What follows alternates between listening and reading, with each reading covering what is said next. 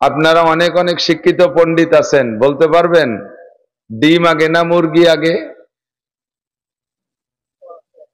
তো বড় বেকায়দায় পড়ে গেলাম। ডিম আগে না মুরগি আগে বলেন তো? মুরগি আগের পক্ষে কারা? একটু কষ্ট করে বেয়াদবি মাফ করবেন, হাত দেখাবেন। ডিম আগে না মুরগি আগে? অনেকে আবার সমন্বয়কের কাতারে চুপ করে রয়েছে। আওয়ামী লীগ বিএনপি দুই দলে যাক, আমরা মাঝে একদল সমন্বয় করবানি। ডিম আগে কারা, এর পক্ষে কারা একটু দেখাবেন। ডিম আগে, ডিম আগে না মুরগি আগে? তার ডিম আগের পক্ষে কয়জন? ডিম আগের পক্ষে 10-12 জন, মুরগি আগের পক্ষে বেশ কয়েকজন, কিন্তু ফাঁকে কেউ আতুট হয়নি। যেদিক যায় সেই দিকের পক্ষে। ইউনূস চাচা যেদিক নাই সেই দিকের পক্ষে। আল্লাহু আকবার। ডিম মুরগি যদি আগে হয়, তাহলে মুরগি তো হয় ডিমের থেকেই। তাহলে সে সে মুরগিটা অলক কিসির থেকে? সে ডিম না থাকলে মুরগি আসে কোন যাইতে? আবার ডিমও তো মুরগি ছাড়া হয় না। এ কোন বেকায়দায় পড়ে গেলাম? আল্লাহ পাক রব্বুল আলামিন বলেন, আমি মরা থেকে সব জীবিতকে মরা থেকে বানাই, সমস্ত জীবিতকে মৃত্যু থেকে তৈরি করি। মানুষ আমরা এখন জীবিত আছি, আমাদেরও সৃষ্টি হয়েছে একটা মরা থেকে।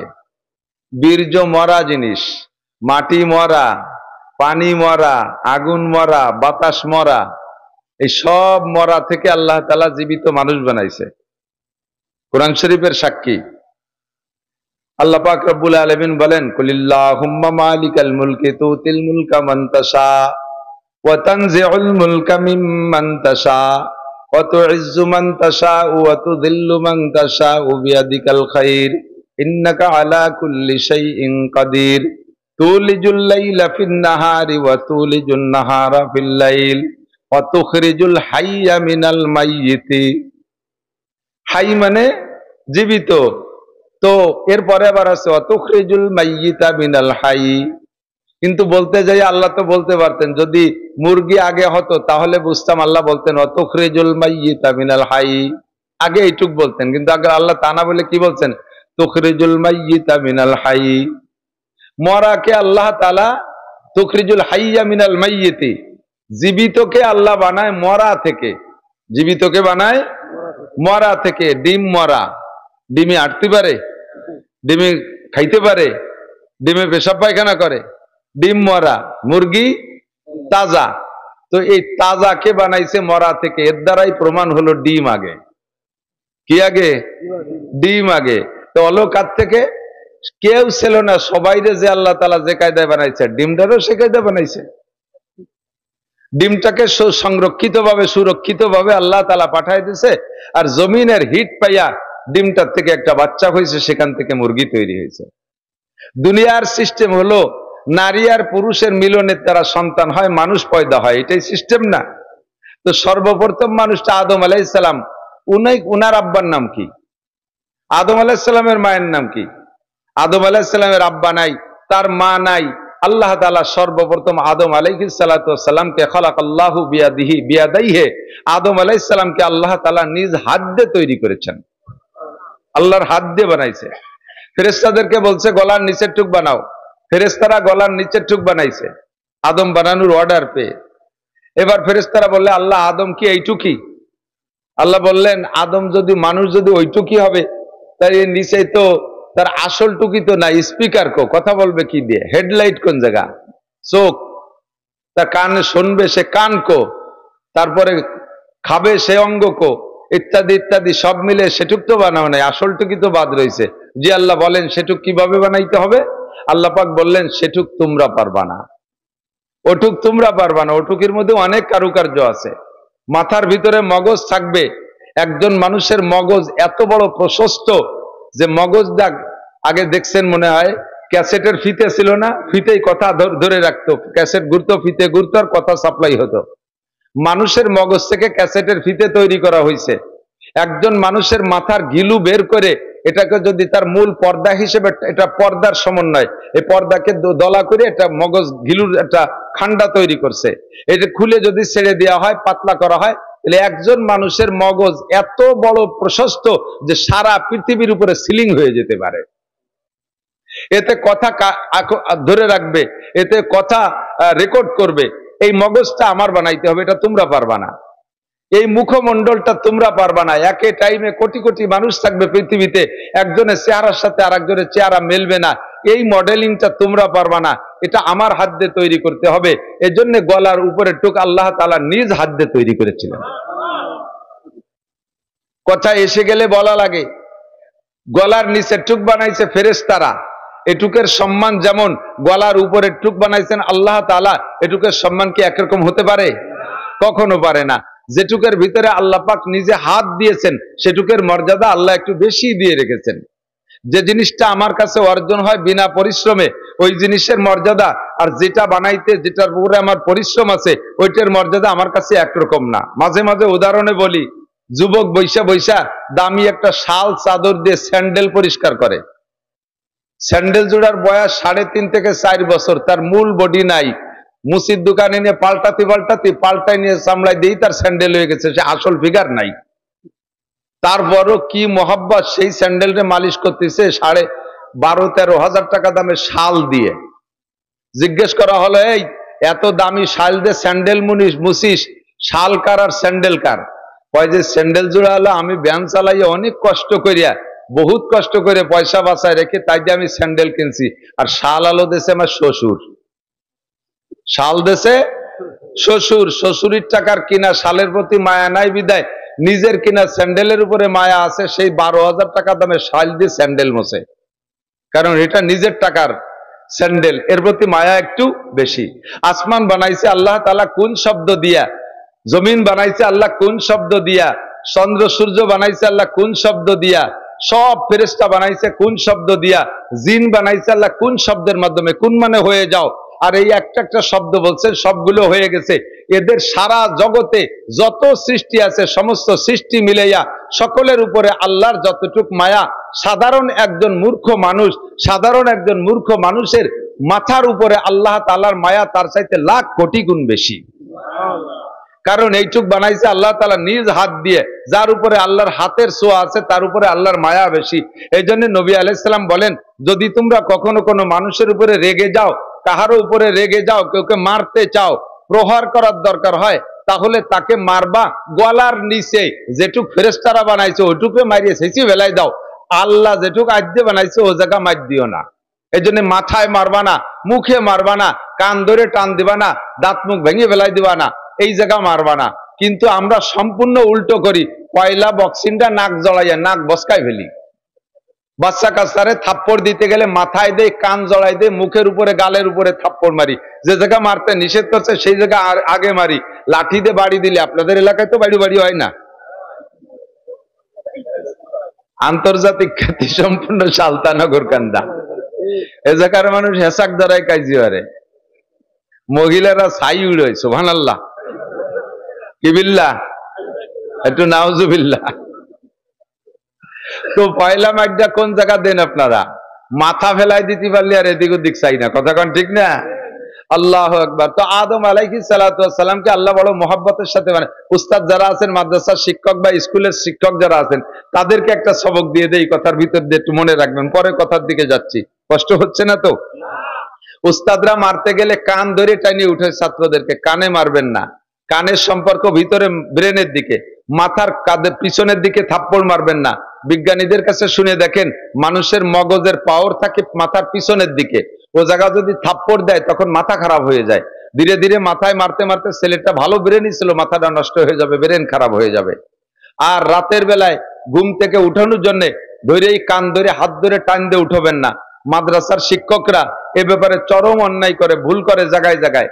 শেষ রাত্রে বাচ্চারা যদি ডাকলে না ওঠে, ধরে কান ধরে টান দিয়ে উঠে ফেলাই দেয়, ওই ছেলেটা হতভম্ব হয়ে যায়। মানুষ যখন ঘুমায় তখন তার ভিতরে রুহু থাকে। রুহু একটা মেশিন আল্লাহ তাআলা তৈরি করে রেখেছেন, রুহু ভিতরে থাকে। রুহু থাকার কারণে মানুষ বিভোরে ঘুমাচ্ছে, ও একেবারে অনায়াসে ঘুমাচ্ছে, দুনিয়ার কোনো খবর নাই, অথচ মেশিনটা চালু রয়েছে, সে জীবিত রয়েছে, ঠিক না? একজন মানুষের সাথে দুইটা জিনিস থাকলে মানুষটা মানুষও থাকে, আর সাথে মানুষটার হুঁশ জ্ঞানও থাকে। সেটা হলো 1 নম্বরে রুহু, দুই নম্বরে নফস। রুহু আর নফস, নফসকে আমরা বাংলায় আত্মা বলি। এই রুহুটায় মানুষকে জীবিত রাখে আর আত্মাটায় মানুষকে হুঁশ রাখে। মানুষ যখন ঘুমোয় যায় তখন রুহু ভিতরে থাকার কারণে সে জীবিত থাকে, বাকি ঘুমানোর সাথে সাথে প্রত্যেকটা মানুষের আত্মা নফস এর ভিতরে থাকে না, ও সফর করে। এই সফর করতে করতে আমেরিকা চলে যায়, জাপান চলে যায়, ও ঘুরে ঘুরে বিশ্বের যেখানে যা দেখে ওখান থেকে রুহের উপরে ফোকাস করে, ওইটাই তার স্বপ্ন। ছেলেটা রয়েছে বিছানে ঘুমাইয়া, স্বপ্নে চলে গেছে আমেরিকা, জো বাইডেনের মাইয়ে বিয়ে করে ও জায়গা ঘর সংসার করে 4-5টা ছেলে মেয়ে হয়ে গেছে, লাইফ দিয়ে উঠে দেখে যে দাবা দাবি হতে হতে খেতা ছিঁড়ে ফেলাইছে। ও ছেলে তো বিছানেই আছে, ওর বডি এখানে আছে, রুহ এখানে, ওর নফস আর আত্মা উড়িয়ে চলে গেছে আমেরিকা, যে এত কিছু করে তারপরে সকালে বেলা ওঠার আগে বাড়ি ফিরে আসছে। নফস যতক্ষণ পর্যন্ত রুহের সাথে সেট না হয় ততক্ষণ পর্যন্ত মানুষ হুঁশ হয় না, হুঁশ হয় না। দেখবেন ছোট ছোট বাচ্চারা, ছোট বাচ্চা যারা রাতের বেলা আপনারা উঠাইয়া পেশাব করেন না, ছোট বাচ্চাদেরকে উঠে বিছানে পেশাব করাবে, পেশাব করেন না, ওরে বাইরে নিয়ে ধরছেন, ওর রুহু আছে, রুহুর কাজ রুহুতে করছে, প্যান্ট খুলে দিয়েছেন, পেশাব করছে, এরপরে এনে শোয়াই দিয়েছেন, সকালবেলা জিজ্ঞেস করবেন যে এই তোরে যে উঠাইয়া ওই জায়গা পেশাব করাছি তোর কি মনে আছে? কয় হ, আমি কোনো সময় উঠি নেই। ও জানেই না, ওরা আত্মা এসে রুহের সাথে সেট হয়ে পারে না, বিদায় রুহুর কাজ রুহুতে করছে, কিন্তু সে তা টের পায় নাই। এ কথা থেকে আমি বলতে চাই, বাচ্চারা যখন ঘুমায় তখন তাদেরকে ঘুম থেকে উঠানোর জন্য আচানক হাত ধরে টান দিয়ে উঠবেন না, ঠ্যাং ধরে টান দিয়ে উঠবেন না, কান ধরে টান দিয়ে উঠবেন না, চুল ধরে টান দিয়ে উঠবেন না। ওর আত্মা এসে রুহের সাথে সেট হয়ে পারে না, তখন দেখবেন এরকম এরকম করে ঢালুমালু করে হতভম্ব হয়ে যায়, ও দিক্কানা হয়ে যায়, দিঘারা হয়ে যায়। দেখছেন না এরকম? দেখছেন না? মাদ্রাসার শিক্ষক গভীর রাত্রে ছেলেদেরকে উঠায়, ডেস্কের উপরে লাঠি দিয়ে ঠাস ঠাস করে বাড়ি মারে, ঠাস ঠাস করে বাড়ি মারে। রুহুতে এই বাড়িটা শুনে লাফ দিয়ে উঠে গেছে, নফস আইসে আত্মা আইসে ওর সাথে সেট হয়ে পারে না। ওই অবস্থায় ছেলেটা যাইয়া অনেক সময় পেশাবখানায় যে পেশাব করতে যে সে জায়গা ঘুমাইও থাকে, ও জায়গা ঘুমাই রয়েছে, ওরা আত্মা এসে সেট হয় নাই।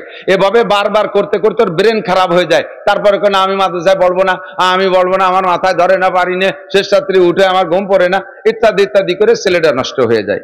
এই ছেলেদেরকে উঠানোর পদ্ধতি সিদ্দিকা আয়েশা রাদিয়াল্লাহু তাআলা আনহার হাদিস থেকে নিয়ে আসছি। সিদ্দিকা আয়েশা বলেন, নবী আলাইহিস সালাতু সালাম আর আমি যখন রাত্রে এক রুমে ঘুমাইতাম, ছোট্ট রুম, আমরা একজনে উঠে, দুইজন যদি উঠে একজনে নামাজে দাঁড়াইতো রুমের ভিতরে, তাহলে আর একজনের গায়ে পা লাগতো, সিজদার ধাক্কা লাগতো, এত চাপা রুমের মধ্যে আমি আর হুজুর ঘুমাইতাম। হুজুরের সব স্ত্রীদের রুম এরকম ছিল। তো হুজুর গভীর রাত্রে উঠতেন, উঠা শেষ রাত্রে উঠে হুজুর অজু করতে যাওয়ার আগে আমাকে ডাকতেন। আয়েশাকে হুজুর অত্যন্ত ভালোবাসতেন, ভালোবাসার টানে আয়েশাকে পুরো আয়েশা না বলে আইস করে ডাকতেন। আইস মানে আরাম, মোহাব্বতের টানে হুজুর আইস করে ডাকতেন, ইয়া আইস করে ডাকতেন। আমি কানে শব্দ শুনতাম কিন্তু আমি সজাগ হতাম না, ছোট মানুষ ছিলাম, উড়ামুড়া। হুজুর বলছে না, খেয়াল করছেন নাকি জানি না, আয়েশা এত ছোটবেলায় হুজুরের ঘরে স্ত্রী হিসেবে গেছেন যে অল্প বয়সের কারণে আয়েশা রুটি বানাবে বিদায় আটা সেনতে সেনতে আটার মধ্যে হাত দিয়ে ওই অবস্থায় কাইতে ঘুমাই গেছে। সে আটা দিয়ে রুটিও বানায়নি, সেনা টেনা শেষ, ওই অবস্থায় কাইতে ঘুমাই গেছে। আরো মজার বিষয় যে আটা হাতের মধ্যে রয়েছে, উনি ঘুমাই রয়েছে, ছাগলে আটাটুক খেয়ে গেছে, তাও টের পাইনি। ছোটদের ঘুমের যে অবস্থা। তো শেষ রাত্রি আমার ঘুমের প্রভাবে আমি এরকম ঘুমাই থাকতাম, হুজুর আমারে ডাকতে উঠতাম না। বিশ্ব নবী রহমতে আলম, গোটা মানব জাতির উস্তাদ, সর্বক্ষেত্রের উস্তাদ, সর্বক্ষেত্রের উস্তাদ, আমাকে হুজুর রাত্রে শেষ রাত্রে উঠাইতেন কিভাবে? অজু বানাইয়া আইসা আবারও ডাকতেন, তাও উঠতাম না। একটু হাতে যে পানি থাকতো হুজুর পানি, আমার চোখের উপরে মুখের উপরে চটকা মারতেন। হালকা হালকা ঠান্ডা পানির প্রভাবে আমি অনেকদিন উঠে যেতাম। আবার কোনো কোনো দিন যদি এভাবে আমি না উঠতাম, তাহলে হুজুর আঙ্গুলে পানি নিয়ে আমার দুই চোখের কেনিতে 2 ফোঁটা পানি ছেড়ে দিতেন। হালকা হালকা করে মৃদু মৃদু করে আমার মাথা মালিশ করতেন, আর ধীরে ধীরে ডাকতেন, ইয়া আইস কুমি বিইذনিল্লাহ, ও আয়েশা তুমি ওঠো, তুমি ওঠো, ওযু বানাও, নামাজ পড়ো, তাহাজ্জুদ পড়ো। আল্লাহ পাক রব্বুল আলামিন ডাকতেছেন, আলা মুস্তাগফিরিন ফাগফির আলা, আলা মুস্তারজিকিন ফারজুকা, আলা মুস্তাশফিন ফাওয়াফিয়া। কে আসো অভাবী আমার কাছে চাও, কে আসো গুনাহগার ক্ষমা চাও, কে আসো রোগী আমার কাছে শিফা চাও। ডাক্তাররা ঔষধ ছাড়া চিকিৎসা করতে পারে না, অপারেশন ছাড়া চিকিৎসা করতে পারে না। আমি শুধু কোন শব্দ বলবো তোমার অভাব চলে যাবে, আমি কোন শব্দ বলবো তুমি সুস্থ হয়ে যাবা, আমি তোমাকে রিজিকের ফয়সালা করব। ও আয়েশা, আল্লাহ ডাকতেছে, তুমি একটু ওঠো। এভাবে নবী আমাকে মিষ্টি ভাবে ডেকে ডেকে উঠাইতেন। তো নবী আলাইহিস সালাতু ওয়াস সালাম হলো লাকাদ কানা লাকুম ফি রাসূলিল্লাহি উসওয়াতুন হাসানা। গোটা মানব জাতির মধ্যে বিশ্বনবী মুহাম্মদুর রাসূলুল্লাহ সাল্লাল্লাহু আলাইহি সাল্লামের মধ্যে, হুজুর আলাইহিস সালামের মধ্যে রয়েছে মানব জাতির উত্তম আদর্শ। ঘুম থেকে কিভাবে উঠাতে হবে মানুষকে, সে শিক্ষা আমার নবী দিয়েছেন। ঠিক কি ঠিক না? আমরা বাচ্চাদেরকে এভাবে ঘুম থেকে উঠাবো, উস্তাদরা এভাবে ঘুম থেকে উঠাবো। সরে চলে আসছি বেশ খানিক দূর। যে কথা বলতে চাইছি, সমস্ত মানুষের মধ্যে সর্বপ্রথম মানুষটা কে? আদম আলাইহিস সালাম। একটু বলেন কে? গভীর বিশ্বাস রাখেন, আমাদের আদি পিতার নাম কি? আদম আলাইহিস সালাম। উনার আব্বা মানাই, উনাকে আল্লাহ তাআলা নিজ হাতে বড় মহব্বতের সাথে বানাইছে, গলার উপর টুক মহব্বতের সাথে বানাইছে, যার কারণে গলার উপরের টুকের সাথে যে কেমন আচরণ করতে হবে তার দুইটা কথা আমি বললাম। এবার উনি ঘুমিয়ে আছেন জান্নাতের ভিতরে, জান্নাতের মধ্যে ঘুমিয়ে রয়েছে। ঘুমানোর আগে তো একা একা, কিছুক্ষণ একা একা, একা একা জীবিত মানুষটা ঘুরতেছে। ফেরেশতারা ফেরেশতাদের কায়দায়, হুররা হুরদের কায়দায়, তারপরে গেলমানরা গেলমানদের কায়দায়, প্রত্যেকে যার যার কায়দায় সেই সে ঘোরাফেরা করতেছে। উনার সাথে তেমন কেউ কোনো সম্পর্ক করে না। মানুষের সাথে না মানুষের সম্পর্ক, কথা বলেন ঠিক না? মানুষ ছাড়া অন্য প্রাণীর সাথে আপনার যত ভালোবাসা হোক, তার সাথে কি কোনো সামাজিকতা চলে? কিছুই চলে না। একা একা ভালো লাগতেছে না, এই ভালো না লাগার ভিতর দিয়ে উনি ঘুমাই গেছে।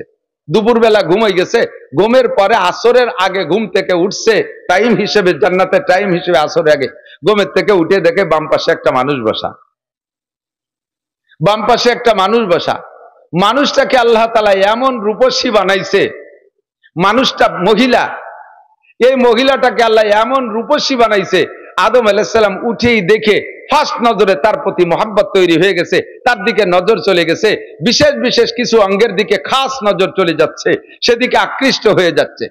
আর মনের থেকে কেমন যেন টান আসছে যে তার সাথে একটু সাক্ষাৎ করি, তার গায়ে একটু হাত দেই, তার হাতটা একটু ধরি, এমন একটা আকর্ষণ তৈরি হয়ে উনি সেদিকে অগ্রসর হচ্ছেন। আল্লাহ পাক রব্বুল আলামিন জিবরিল আলাইহিস সালামকে পাঠায় দিয়েছে, জিবরাইল তুমি যে আদমকে বলো ওইটা তোমার ব্যবহার সামগ্রী, ওইটা তোমার বড় মহব্বতের, ওইটা তোমার চিরসঙ্গিনী, তবে তার সাথে তোমার শারীরিক দৈহিক সম্পর্ক করতে হলে তার একটা হক আছে, হকটা আদায় করতে হবে। বলেন জিবরিল আলাইহিস সালামকে পাঠাইছে, জিবরাইল যে আদম আলাইহিস সালামকে বলছেন এইটা তোমার ব্যবহারের জন্যই আল্লাহ তাআলা সৃষ্টি করেছে, তবে তার হক আছে, ওই হকটা আদায় না করা পর্যন্ত তার গায়ে হাত দেবা না। তার কি হক? তার ইজ্জতের একটা হক আছে, তার শরীরের একটা হক আছে, সেই হকটা আদায় করবা। হক কি? যে এই হক আদায় করতে হবে তোমাকে 10 বার বিশ্ব নবী মুহাম্মদুর রাসূলুল্লাহ সাল্লাল্লাহু আলাইহি ওয়াসাল্লাম লাউলাহুমা খালাকাল আফলাকা খালিকুহা লাউলাহুমা খারাজাল ইনসানু মিন আদামি, যেই নবীটাকে না বানাইলে, যেই নবীকে বানানোর সিদ্ধান্ত আল্লাহ না নিলে তুমি আদমকে আল্লাহ বানাইতো না, তুমি আদমকে আল্লাহ তাআলা বানাইতেন না। সেই নবী মুহাম্মদুর রাসূলুল্লাহ সাল্লাল্লাহু আলাইহি ওয়াসাল্লাম তার নামে তুমি 10 বার দুরূদ শরীফ পড়লে এই মহিলার দেনমোহরের হক আদায় হয়ে যাবে। আদম আলাইহিস সালাতু ওয়াস সালাম 10 বার দুরূদ শরীফ পড়লেন, হযরত হাওয়া আলাইহিস সালামের দেনমোহরে, জান্নাতের মধ্যে তার টাকা পয়সার লেনদেনের দরকার নেই, 10 বার দেনমোহর দুরূদ শরীফ পড়ছেন আর দেনমোহর আদায় হয়ে গেছে। এরপরে তার সাথে তো স্বাভাবিক হয়ে গেলেন। এই মহিলাটাকে বানাইলেন কাদ থেকে? আদম আলাইহিস সালাম হাওয়া আলাইহিস সালামের বাপও না, হাওয়া আলাইহিস সালামের মাও নাই, বানাইছেন কোন জায়গা? কুরআন শরীফে আছে মিন জিলাহিল আইসার, বাম পাশের হাড়ি থেকে। আপনার বাম পাজোড়ে হাড় আছে না? কিসসা বহুত শুনেছেন, এসে গেছে একটু বলে যাচ্ছি। আপনার দুই পাশের হাড় আছে দেখবেন রিকশার ছটার মতো, আছে না এরকম? জীবনে তো গুনিয়ে দেওয়ার সুযোগ পাইনি, মোটা যারা তারা তো হাতেই নাগল পায় না, আমার মতো শূন্য মানুষ আমি টের পাই, হাত দিলে চটাগুলো হাতে বাঁধে। তো ডাইন পাশের চাইতে বাম পাশে একখান চটা কম আছে, ওই একখান চটা খুলে নিয়ে হাওয়া আলাইহিস সালামকে বানাইছে। আল্লাহু আকবার। ওই চটাখানো জিন্দা না, ওই চটাখানো মরা। চটাখান কি? আদম আলাইহিস সালামরে বানাইছে আগুন পানি মাটি বাতাস দিয়ে, 4টে পদার্থে মরা, মরা থেকে আদম আলাইহিস সালামকে বানাইছে। আর সেই মরার ভিতরে একটা হাড়ও মরা, সেই মরা হাড়ের থেকে আদম আলাইহিস হাওয়া আলাইহিস সালামকে বানাইছে এবং বাম পাশের থেকে নিয়ে বানাইছে। শরীরের অঙ্গ থেকে বানানোর কারণে আমার অঙ্গের প্রতি যেমন আমার একটা মহব্বত আর ভালোবাসা আছে, আর একজনের অঙ্গের প্রতি এই ভালোবাসাটা আমার হয় না। আপনার হাত কেটে গেলে আমার কিছু আসে যায় না, আমার শরীরে একটু চামড়া খুলে গেলে আমার খুব কষ্ট হয়। এই জন্য শরীরের অঙ্গ থেকে বানাইছে যাতে স্বামী স্ত্রী দুইজনের ভিতরে আঙ্গিক সম্পর্কের মতো মহব্বত আর ভালোবাসা পয়দা হয়।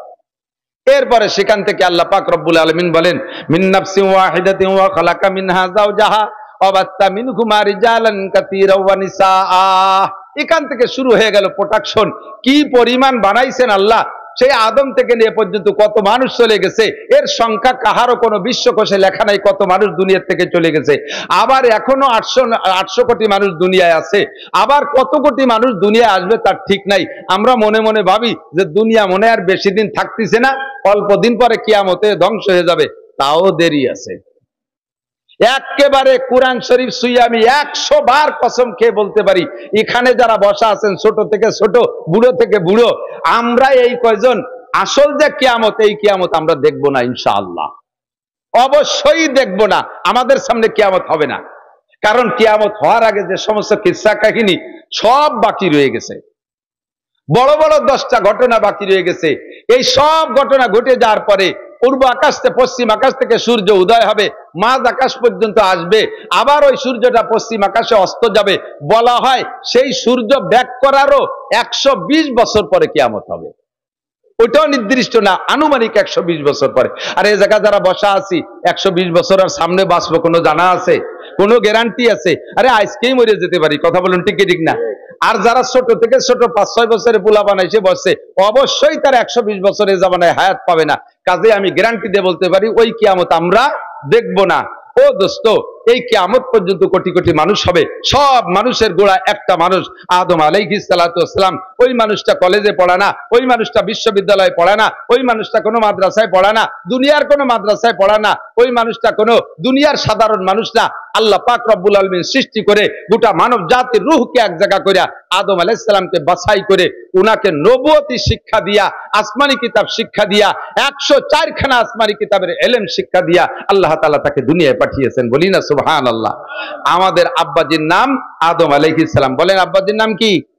আদম আলাইহিস সালাম। বান্দর আমাদের আব্বা না, ঠিক কি ঠিক না?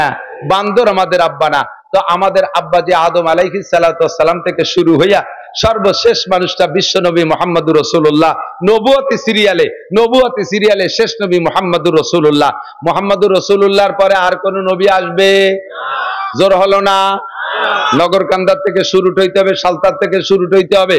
ইনশাআল্লাহ এই এলাকায় কোনো কাদিয়ানি ফিতনা থাকতে পারবে না, পারবে না। সমন্বয়ের বাংলাদেশ চলতেছে, সংশোধনের বাংলাদেশ চলতেছে, সংস্কারের বাংলাদেশ চলতেছে। বর্তমান সরকারের উপদেষ্টা মণ্ডলী যারা, তারা বিভিন্ন সেক্টরে সংস্করণ করতেছে। যেখানে যে ত্রুটি বিগত আলাদা করে রেখে গেছে, যে বিগত আলাদা করে রেখে গেছে সংবিধানের ভুল, সবগুলোকে সংস্করণ করে সাইজ করতেছে। কাজেই এই মুহূর্তে সংখ্যাগরিষ্ঠ মুসলিম কান্ট্রি বাংলাদেশের লক্ষ কোটি জনতার পক্ষ থেকে মাননীয় প্রধান উপদেষ্টার কাছে এবং উপদেষ্টা মণ্ডলীদের কাছে আমাদের মনে প্রাণের একটা প্রস্তাব, একটা দাবি, আপনারা সংস্করণ করবেন। বাংলাদেশে থাকবে বহুজাতিক মানুষের বাংলাদেশ। এর ভিতরে মুসলমান থাকবে, হিন্দুরা থাকবে, খ্রিস্টানরা থাকবে, বুদ্ধরা থাকবে, কাফেরও থাকবে, ইহুদি থাকবে, নাসারা থাকবে, সবাই থাকবে, কাদিয়ানিরাও থাকবে, সবাই থাকবে। তবে যার যার নিজ নিজ ব্যানারে পরিচয় দিয়ে থাকবে, কথা বলুন ঠিক ঠিক না? মুসলমানের ব্যানারে থাকবে, মুসলমানের ব্যানারে কোনো অমুসলমান থাকতে পারবে না। কাদিয়ানি গ্রুপ এরা নিজেদের পরিচয় দেয় হয় আহমাদি মুসলিম জামাত। আপনারা জানেন কি জানেন না জানি না, তাদের নবী দাবি করে তারা গুলাম আহমদ কাদিয়ানিকে। ও কি সত্য না মিথ্যা? ও মোমেন না কাফের? আমার নবীর এগেনস্টে, আমার আল্লাহর এগেনস্টে যদি কেউ খুদাই দাবি করে, সেও যেমন কাফের। আমার আল্লাহ, আমার নবীর এগেনস্টে আরেকজন যদি নবী দাবি করে, সেও কাফের। আর তাকে যারা নবী মানবে তারাও কাফের। আর এই কাফের রে, এই কাদিয়ানিকে যারা কাফের বলতে লজ্জা পাবে, কাফের বলতে ভয় পাবে, কাফের স্বীকৃতি দিতে এলোমেলো করবে, তারাও কাফের। তাদেরকে কাফের বলার স্লোগানের সময় যারা মুখ বন্ধ করে রাখবে, তাদেরও ইমানের মধ্যে ত্রুটি আছে। বিগত সরকার, বিএনপি সরকারের কাছেও দাবি জানাইতাম আমরা, আমলিগ সরকারের কাছেও দাবি জানাইছি, কাদিয়ানীদেরকে বাংলাদেশে বসবাস করবে না তা না, তাদের থাকতে নিষেধ করি না, তারা থাকবে। তবে তাদের কাফের ব্যানারের অধীনে থাকবে, তারা মুসলিম জামাতের অধীনে থাকতে পারবে। যেহেতু সংস্কারের যুগ চলতেছে, মিডিয়ার মাধ্যমে পাঠায় দেব সংস্করণ। যারা আছেন উপদেষ্টা মণ্ডলী, এখানে আপনারা সংস্করণ করবেন। বাংলাদেশে কোনো কাদিয়ানি মুসলমানের নামে থাকতে পারবে না, তারা কাফেরের নামে থাকবে, তাদেরকে কাফের ঘোষণা দিতে হবে। কথা বলুন ঠিক ঠিক না? আমাদের নবী মুহাম্মদুর রাসূলুল্লাহ সাল্লাল্লাহু আলাইহি ওয়াসাল্লাম আমার নবী নিজেই বলেন আনা খাতামুন নবিয়্যিন লা নাবিয়্যা বাদি, আমি শেষ নবী, আমার পরে আর কোনো নবী আসবে না, আর কোনো নবীর দরকারও হবে না। ঠিক কি ঠিক না? আমার নবী এসেছিলেন এই মাসে, আমার নবী চলে গেছেন এই মাসে। আসছিলেন নবী 63 বছর আগে, চলে গেছেন 63 বছর আগে। একটু ঠান্ডা মাথায় বুঝে নিতে হবে দুইটা কথা। এ কথার পরে আমি আলোচনার দিকে চলে যাব। দুইটা কথা বুঝে নিতে হবে, যেহেতু মাসের পর তাকা যায়। আর তো আপনাদের এলাকায় 12ই রবিউল আউয়ালের আগে আমি ফিল্ড পাচ্ছি না, কাজেই আজকে বলবো, কেউ বেখেয়াল হবেন না। দুইটা কথা, একটা হলো একটা লোক জন্ম নেছে যে টাইমে 63 বছর আগে জন্ম নেছে, তার জন্মের দিনটা বড় আনন্দের ছিল। বিশেষ করে যদি কোনো ফ্যামিলিতে শুধু কন্যা সন্তান হয়, 4-5টা মেয়ে হয়েছে, 4-5টা মেয়ে হওয়ার পরে তাও তা আবার কালা কালা মেয়ে হয়েছে, বাপে পরপরে গুটি খানিক মাইয়ে দেখিয়ে মনটা খুব খারাপ, স্ত্রীর সাথে কথাই কয় না। হঠাৎ করে শেষবার অতর্কিত ভাবে আল্লাহ তাআলা আবার একটা বাচ্চা দিয়ে ফেলাইছে। এই বাচ্চাটা পুত্র সন্তান, এই বাচ্চাটা পুত্র সন্তান, চেহারাটা একেবারে উজ্জ্বল, চাঁদের মতো ফুটফুটে। এই 6টা মাইয়ে যে আগে কালা হয়েছে, তাদের পর যে অসন্তুষ্ট ছিল, সব মুছে যাবে, সব ধুয়ে যাবে একটা নেককার এরকম সুদর্শন পুত্র সন্তান দেখে। ঠিক না? কত খুশি সে, খুশি তার বউ, খুশি পুরো তার বোনগুলো, তা কি বলা হয়, সে বাচ্চাটার বোনরা খুশি, বাড়ির সবাই খুশি। এই তার জন্মদিনে একটা মহা আনন্দ হয়েছে। তারপরের থেকে নিয়ে প্রত্যেক বছর তার জন্মদিন উপলক্ষে একটা কেক কাটাকাটিও বাঙালিরা করে থাকে, এটা যদিও কুপ্রথা, একটা আনন্দ করে থাকে। এভাবে চলছে তার জীবন ভরে। হঠাৎ করে লোকটা মারা গেছে, যুবকটা, যখন তার বয়স হয়েছে 26, 27, 28, টলমলে যুবক, দেখতে তো সেরকম নায়ক। গ্যাঞ্জাম ফাসাদ, গন্ডগোল ফাসাদের ভিতরে যুবকটা মারা গেছে। বলেন তো, তার এই 28 বছর পর্যন্ত তার মা বাপ যে পরিমাণ আনন্দ পেয়েছিল, স্বাদ পেয়েছিল, উপভোগ করেছে আনন্দ, তার এই 27, 28 বছরের সমস্ত আনন্দ আজকে ছেলেটা এই ওই যৌবনকালে, ভরা যৌবনে ছেলেটা মারা গেলে তার সারা জীবনের সমস্ত আনন্দকে শেষ করে দিছে না? বাকি জীবনে ওই আব্বা মা আর যতদিন বেঁচে থাকবে, ওই ছেলেটার জন্মদিন উপলক্ষে কি আর কেক কাটবে, নাকি মৃত্যুদিন উপলক্ষে তার শোক পালন করবে? মৃত্যুদিন উপলক্ষে তার শোক পালন করবে, তার জন্মদিনের আনন্দ শেষ হয়ে গেছে। ঠিক কি ঠিক না? আমার নবী, আপনার নবী, বিশ্ব নবী মুহাম্মদুর রাসূলুল্লাহ জন্ম নিয়েছিলেন ধরে নিলাম 12ই রবিউল আউয়াল। 63 বছর আগে তার জন্মের সময় সারাটা দুনিয়া আনন্দে আনন্দিত ছিল। কিন্তু 63 বছর পরে আইসা যখন সাহাবায়ে কিরামদেরকে এতিম করে রেখে নবী 12ই রবিউল আউয়াল চলে গেছে, দুনিয়ার থেকে বিদায় নিয়েছেন, এখন কি নবীর জন্মদিনের আনন্দ অন্তরে থাকবে, নাকি মৃত্যুদিন উপলক্ষে শোক থাকবে? মৃত্যুদিন উপলক্ষে শোক থাকবে। ঠিক ঠিক না? 12ই রবিউল আউয়াল কাজেই সমস্ত মুসলমানদের আনন্দের দিন নয়, আনন্দের দিন চলে গেছে আগে, এটা আমাদের শোকের দিন। শোকের দিনটা আমরা শোক পালন করব। সেই শোকের পরিবর্তে ইহুদ নাসারারা কুচক্র করে আমাদের ভিতরে সেই দিনটাকে 12ই রবিউল আউয়াল এক শ্রেণী মানুষের মাধ্যমে নবীর জন্মদিবস উপলক্ষ তৈরি করে আমাদের শোককে অন্তর থেকে দূর করে দিয়ে সেটাকে আনন্দ উদযাপন করায়, ঈদে মিলাদুন নবী হিসেবে আমাদেরকে দিয়ে উদযাপন করায়। এটা আমাদের নবীর সাথে বেয়াদবি ছাড়া আর কিছুই না। কাজেই 12ই রবিউল আউয়াল সামনে আসলে আমরা এই দিন দুরুদ পড়বো, বেশি নবীর শানে দুরুদ ও সালাম পড়বো, আমরা সোয়াব রেসানি করব। ঠিক আছে না? ইনশাআল্লাহ। ও দিনটা আমাদের আনন্দের দিন না, যুবকরা, ও দিনটা আমাদের শোকের দিন। তোমরা যারা যুব সমাজ আছো, যুব সমাজ বিভিন্ন প্রোগ্রাম করবা, এই দিনটা তোমরা নবী আলাইহিস সালাতু ওয়াস সালামের শানে শোক দিবস পালন করবা। এই দিনটা তোমরা ইবাদত বন্দেগীর মধ্যে কাটানোর চেষ্টা করবা এলাকার জনগণকে নিয়ে। আমার নবী মুহাম্মদুর রাসূলুল্লাহ এ মাসে চলে গিয়ে আমাদেরকে শোকাক্রান্ত করেছেন। সেই মাসে আমরা একটা ধর্মীয় আলোচনা নিয়ে বসছি। এখন বাংলাদেশে যে অবস্থা, প্রেক্ষাপটটা সকলেই জানতেছেন। আমরা এক ধরনের আনন্দ উপলব্ধি করতেছি, সেটা হলো বিশেষ করে উলামায়ে কিরামের দিক তাকান।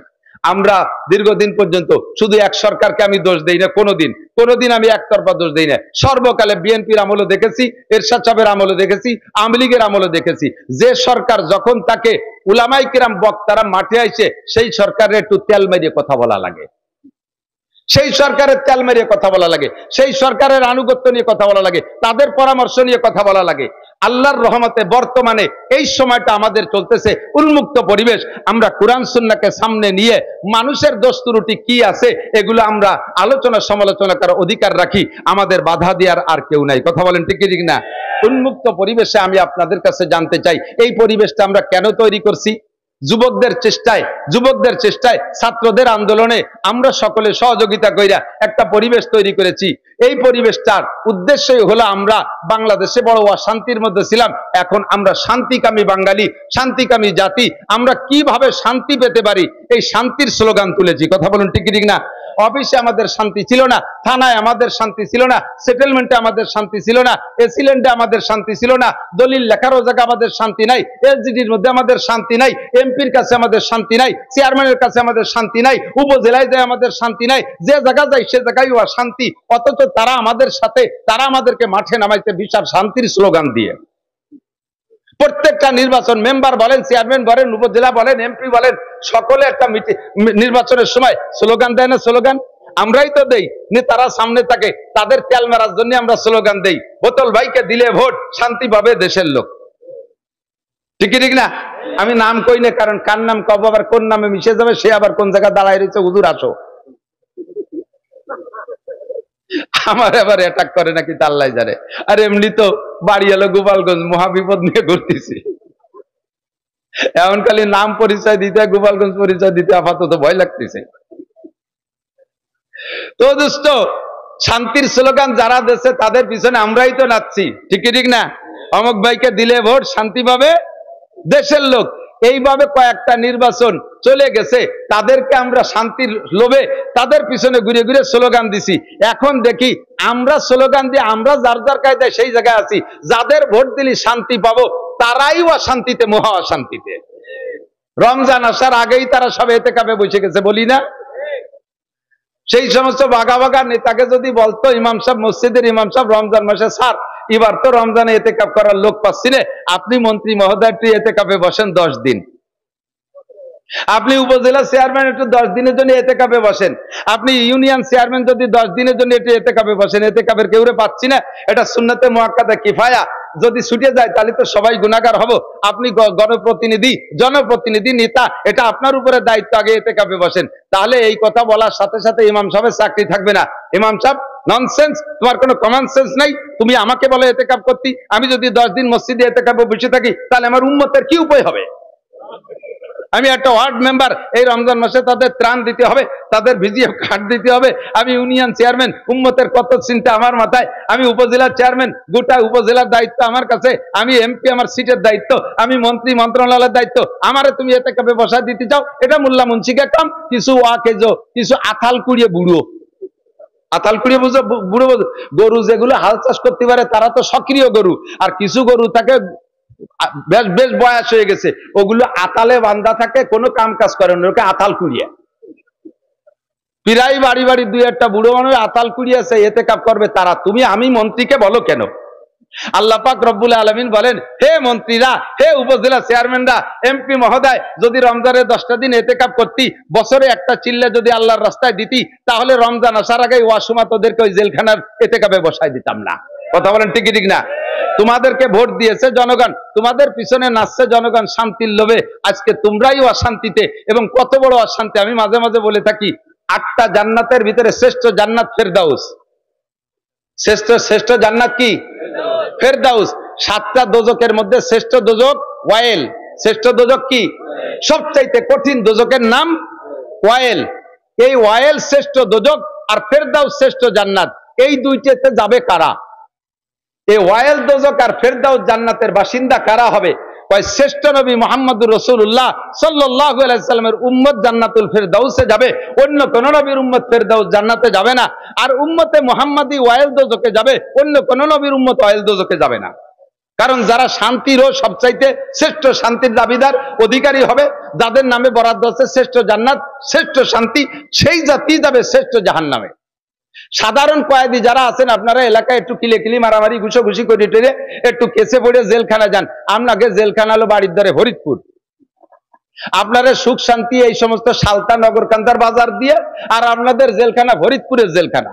আর যারা সোনারগাঁও হোটেল আর সিরাটন আর বিদেশে বিদেশে বড় বড় দামি দামি হোটেলে আরাম করে আসে, বিদেশি হুর গেলমান নিয়ে, আল্লাহ তাদের জন্য জাহান্নাম জেলখানা রাখছে, সেই রকম সবচাইতে কঠিন সেলের ভিতরে তাদেরকে রাখা হয়। কথা বলেন ঠিক ঠিক না? শান্তি সব শেষ হয়ে গেছে তাদের। এই জন্য আমরা আর মানুষের পিছনে শান্তির স্লোগান দিতে রাজি না। মুখ দিয়ে বলেন শান্তির স্লোগান মানুষের পিছনে দিতে রাজি। যাদের পিছনে শান্তির স্লোগান দিছি তারা নিজেরাই অশান্তিতে এবং গোটা বাংলাদেশকে অশান্তির আগুনের ভিতরে ফেলাই দিয়ে গেছে। ঠিক কি ঠিক না? যে দল বলেন না কেন, এ দল ও দল সে দল, এপিট ওপিট সব পিট, কোন চাষিবা কোন সালুন খার জম, আমাকে ওই দেশে ওই পাশের বাংলায় কয় কোন চাষিবা জম কোন সালুন খার জম, সব চাষিরে চিনি, সালুন খার জম সব চাষি। কাজেই আর আমরা অশান্তির দিকে পা বাড়বো না। আমার আল্লাহ যেখানে শান্তির কথা বলেছে শান্তি সেখানেই আছে। ঠিক কি ঠিক না? শান্তির পরিচয় কার হাতে? শান্তি দিতে পারে কে? আল্লাহ পাক শান্তি দিতে পারে। মানুষের শান্তি দিতে পারে কোটি কোটি টাকার মালিক। দেখেন কত বড় বেইজ্জতি অপমানি, দাড়ি কটা বুড়ো কালে চাইছিয়া সাধারণ একটা 150 টাকা দামের লুঙ্গি ভরিয়া একখান বাড়াইতে নৌকোয় কোনাকুনি কোন জায়গা যেন যাচ্ছিল। এর চেয়ে বড় আর বেইজ্জতি অশান্তি হতে পারে বলেন? তার টাকায় এখনো পর্যন্ত 80,000 কর্মচারী বেতন নিচ্ছে, তার ইন্ডাস্ট্রি কলকারখানা সব চলতেছে, 80,000 কর্মচারীতে তার টাকা দিয়ে বেতন নিচ্ছে, অথচ সে একটা সিগারেট খাটটাও পাচ্ছে না। তাহলে টাকার মধ্যে শান্তি আছে? ইন্ডাস্ট্রিজের মধ্যে শান্তি আছে?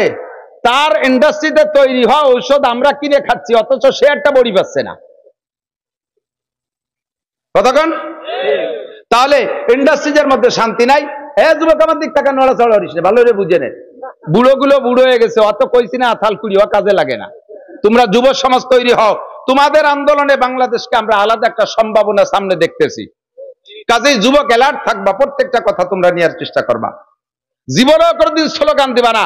মানব রচিত আদর্শের ভিতরে, মানব রচিত মতবাদের ভিতরে কখনো আসল আদর্শ হতে পারে না, শান্তি থাকতে পারে না। শান্তি যদি পাইতে হয় তাহলে 2টা মার্কায় ভোট। আমার সেই পুরনো আবার নতুন করে আমি শুরু করছি, শান্তি যদি পাইতে চাও 2টা মার্কায় ভোট দাও। মার্কা কয়টা? জোর হলো না? নৌকা ধানের শীষ, হ্যাঁ, লাঙ্গল দাড়িপালা, ওর কোন মার্কার দাম নাই, সব মার্কা বাদ, আম্মা বাদ। ঠিক ঠিক না? শান্তি যদি পাইতে চাও কোরআন মার্কায় ভোট দাও। স্লোগান দিতে পারবেন? শান্তি যদি পাইতে চাও, আরো জোরে যুবকরা গলা ফাটাও, শান্তি যদি পাইতে চাও। 2 নম্বর মার্কা হাদিস, শান্তি যদি পাইতে চাও, শান্তি যদি পাইতে চাও, কোরআন আছে যেখানে, হাদিস আছে যেখানে, উলামায়ে কেরাম যেখানে, নারায়ে তাকবীর, এছাড়া বিকল্প কোথাও শান্তি নাই। ঠিক কি ঠিক না? প্রমাণ করে দেখাই দিতে পারি, চোখে আঙ্গুল দিয়ে দেখেন। 20 বছর পর্যন্ত আফগানিস্তানরা যুদ্ধ করছে রাশিয়ার সাথে। রাশিয়াওয়ালারা মৌলবীদের কাছে, তালেবানদের কাছে মাইটার খাইয়ে গটি কম্বল গুছাই চলে গেছে। এদের যুদ্ধের কিস্সা বললে আপনি হা করে রাতের পর রাত শুনবেন। যখন রাশিয়ার সাথে যুদ্ধ হয় সে সময় রেগুলার আমাদের কাছে নিউজ আসতো, বাঙালি অনেক মুজাহিদ সেখানে যুদ্ধ করতেন, আমাদের সাথীরা অনেকে যুদ্ধ করছেন, তাদের কাছ থেকে রেগুলার আমরা খবর পাইতাম একজন মুজাহিদ অনলি ধরা পড়ছে। 1000 রুশ সেনা একটা ক্যাম্পে, সব অস্ত্র রাশিয়া আমেরিকা সারা পৃথিবীতে পরাশক্তির সৃষ্টি এরা। রাশিয়ার দামি দামি ট্যাঙ্ক, 60টে ট্যাঙ্ক লাইন ধরা একটা ক্যাম্পের অধীনে, কামানো আছে, অন্যান্য সব অস্ত্র আছে। এর ভিতরে একজন মুজাহিদ দল বিচ্ছিন্ন হইয়া এই 1000 রুশদের কাছে ধরা পড়ে গেছে। ধরা পড়লে এরা তো খুশিতে বাগবাগ, এর থেকে তথ্য নেবে, ইচ্ছা মতো মারবে।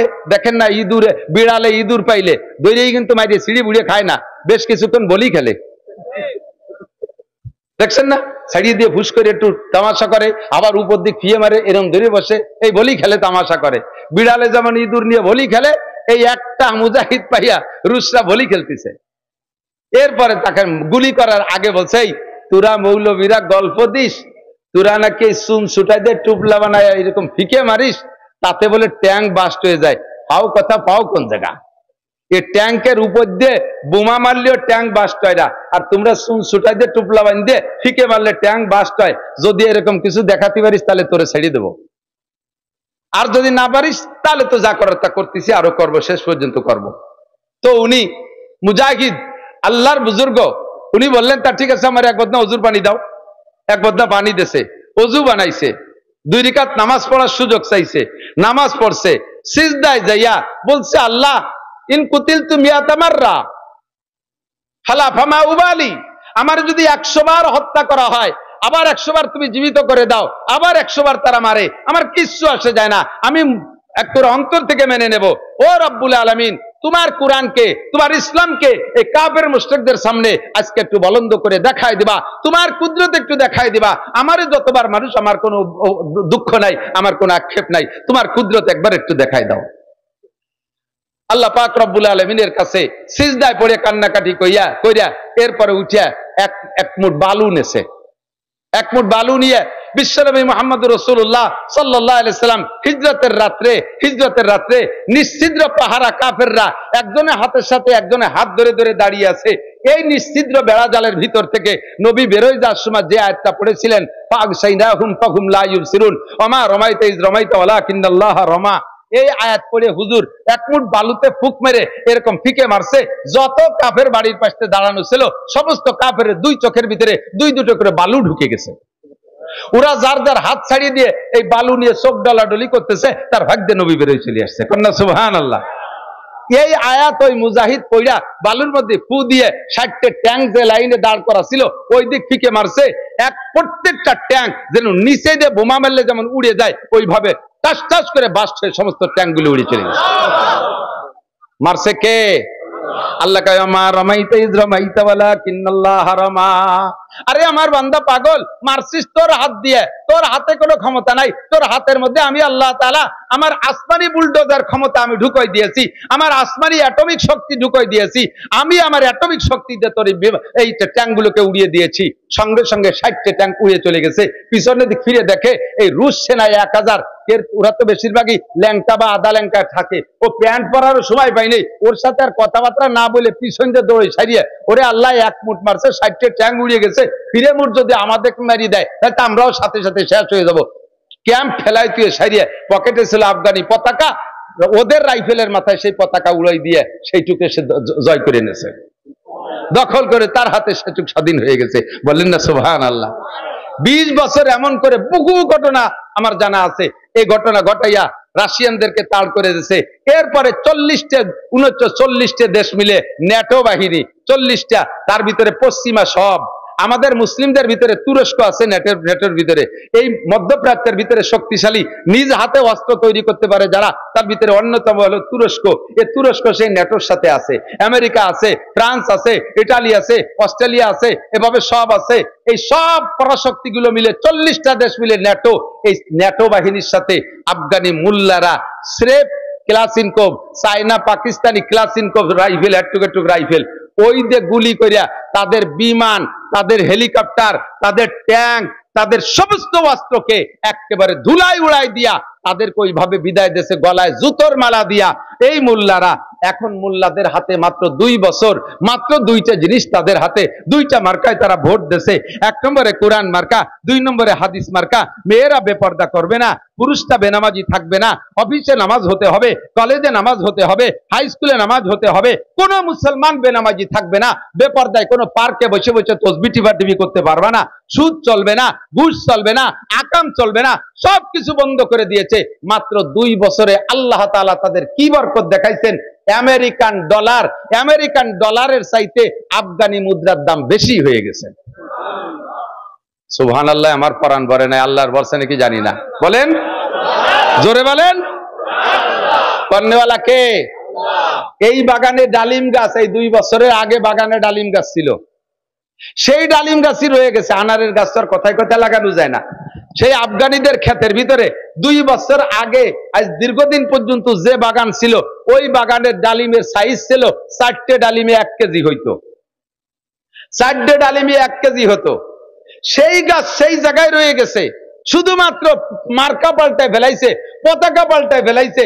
কুরআন মার্কার, হাদিস মার্কার পতাকা যখন উড়াই দিতে পারছে আফগানি মুসলমানরা, সেই গাছের সেই ডালিম এখন 1 ডালিমে 2 কেজি। 4 ডালিমে 1 কেজি হইতো, সেই গাছের ডালিম আল্লাহ বড় বানাই দিয়েছে, এখন 1 ডালিমে 2 কেজি।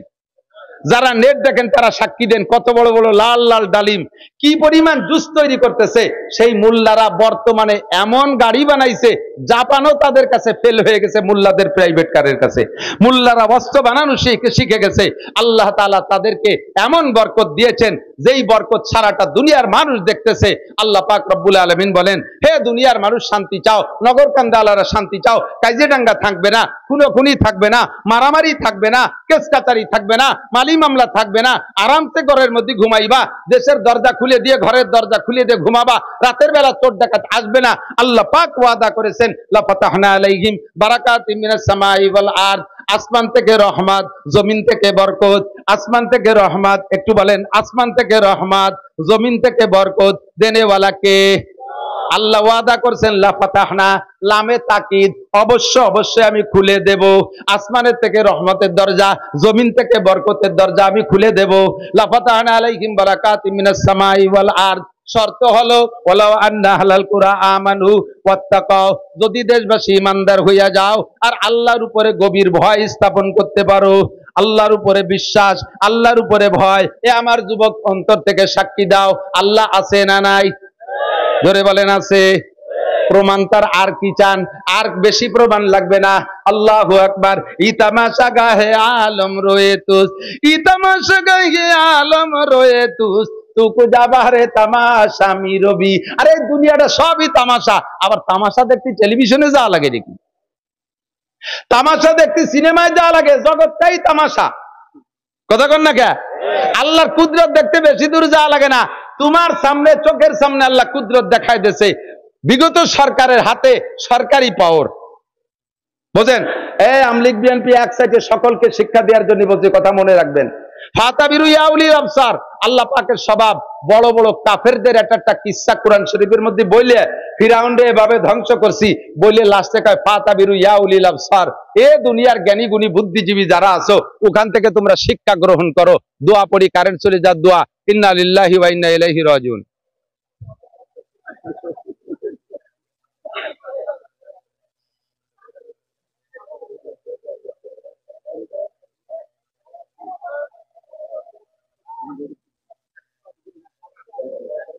জেনেতার আছে?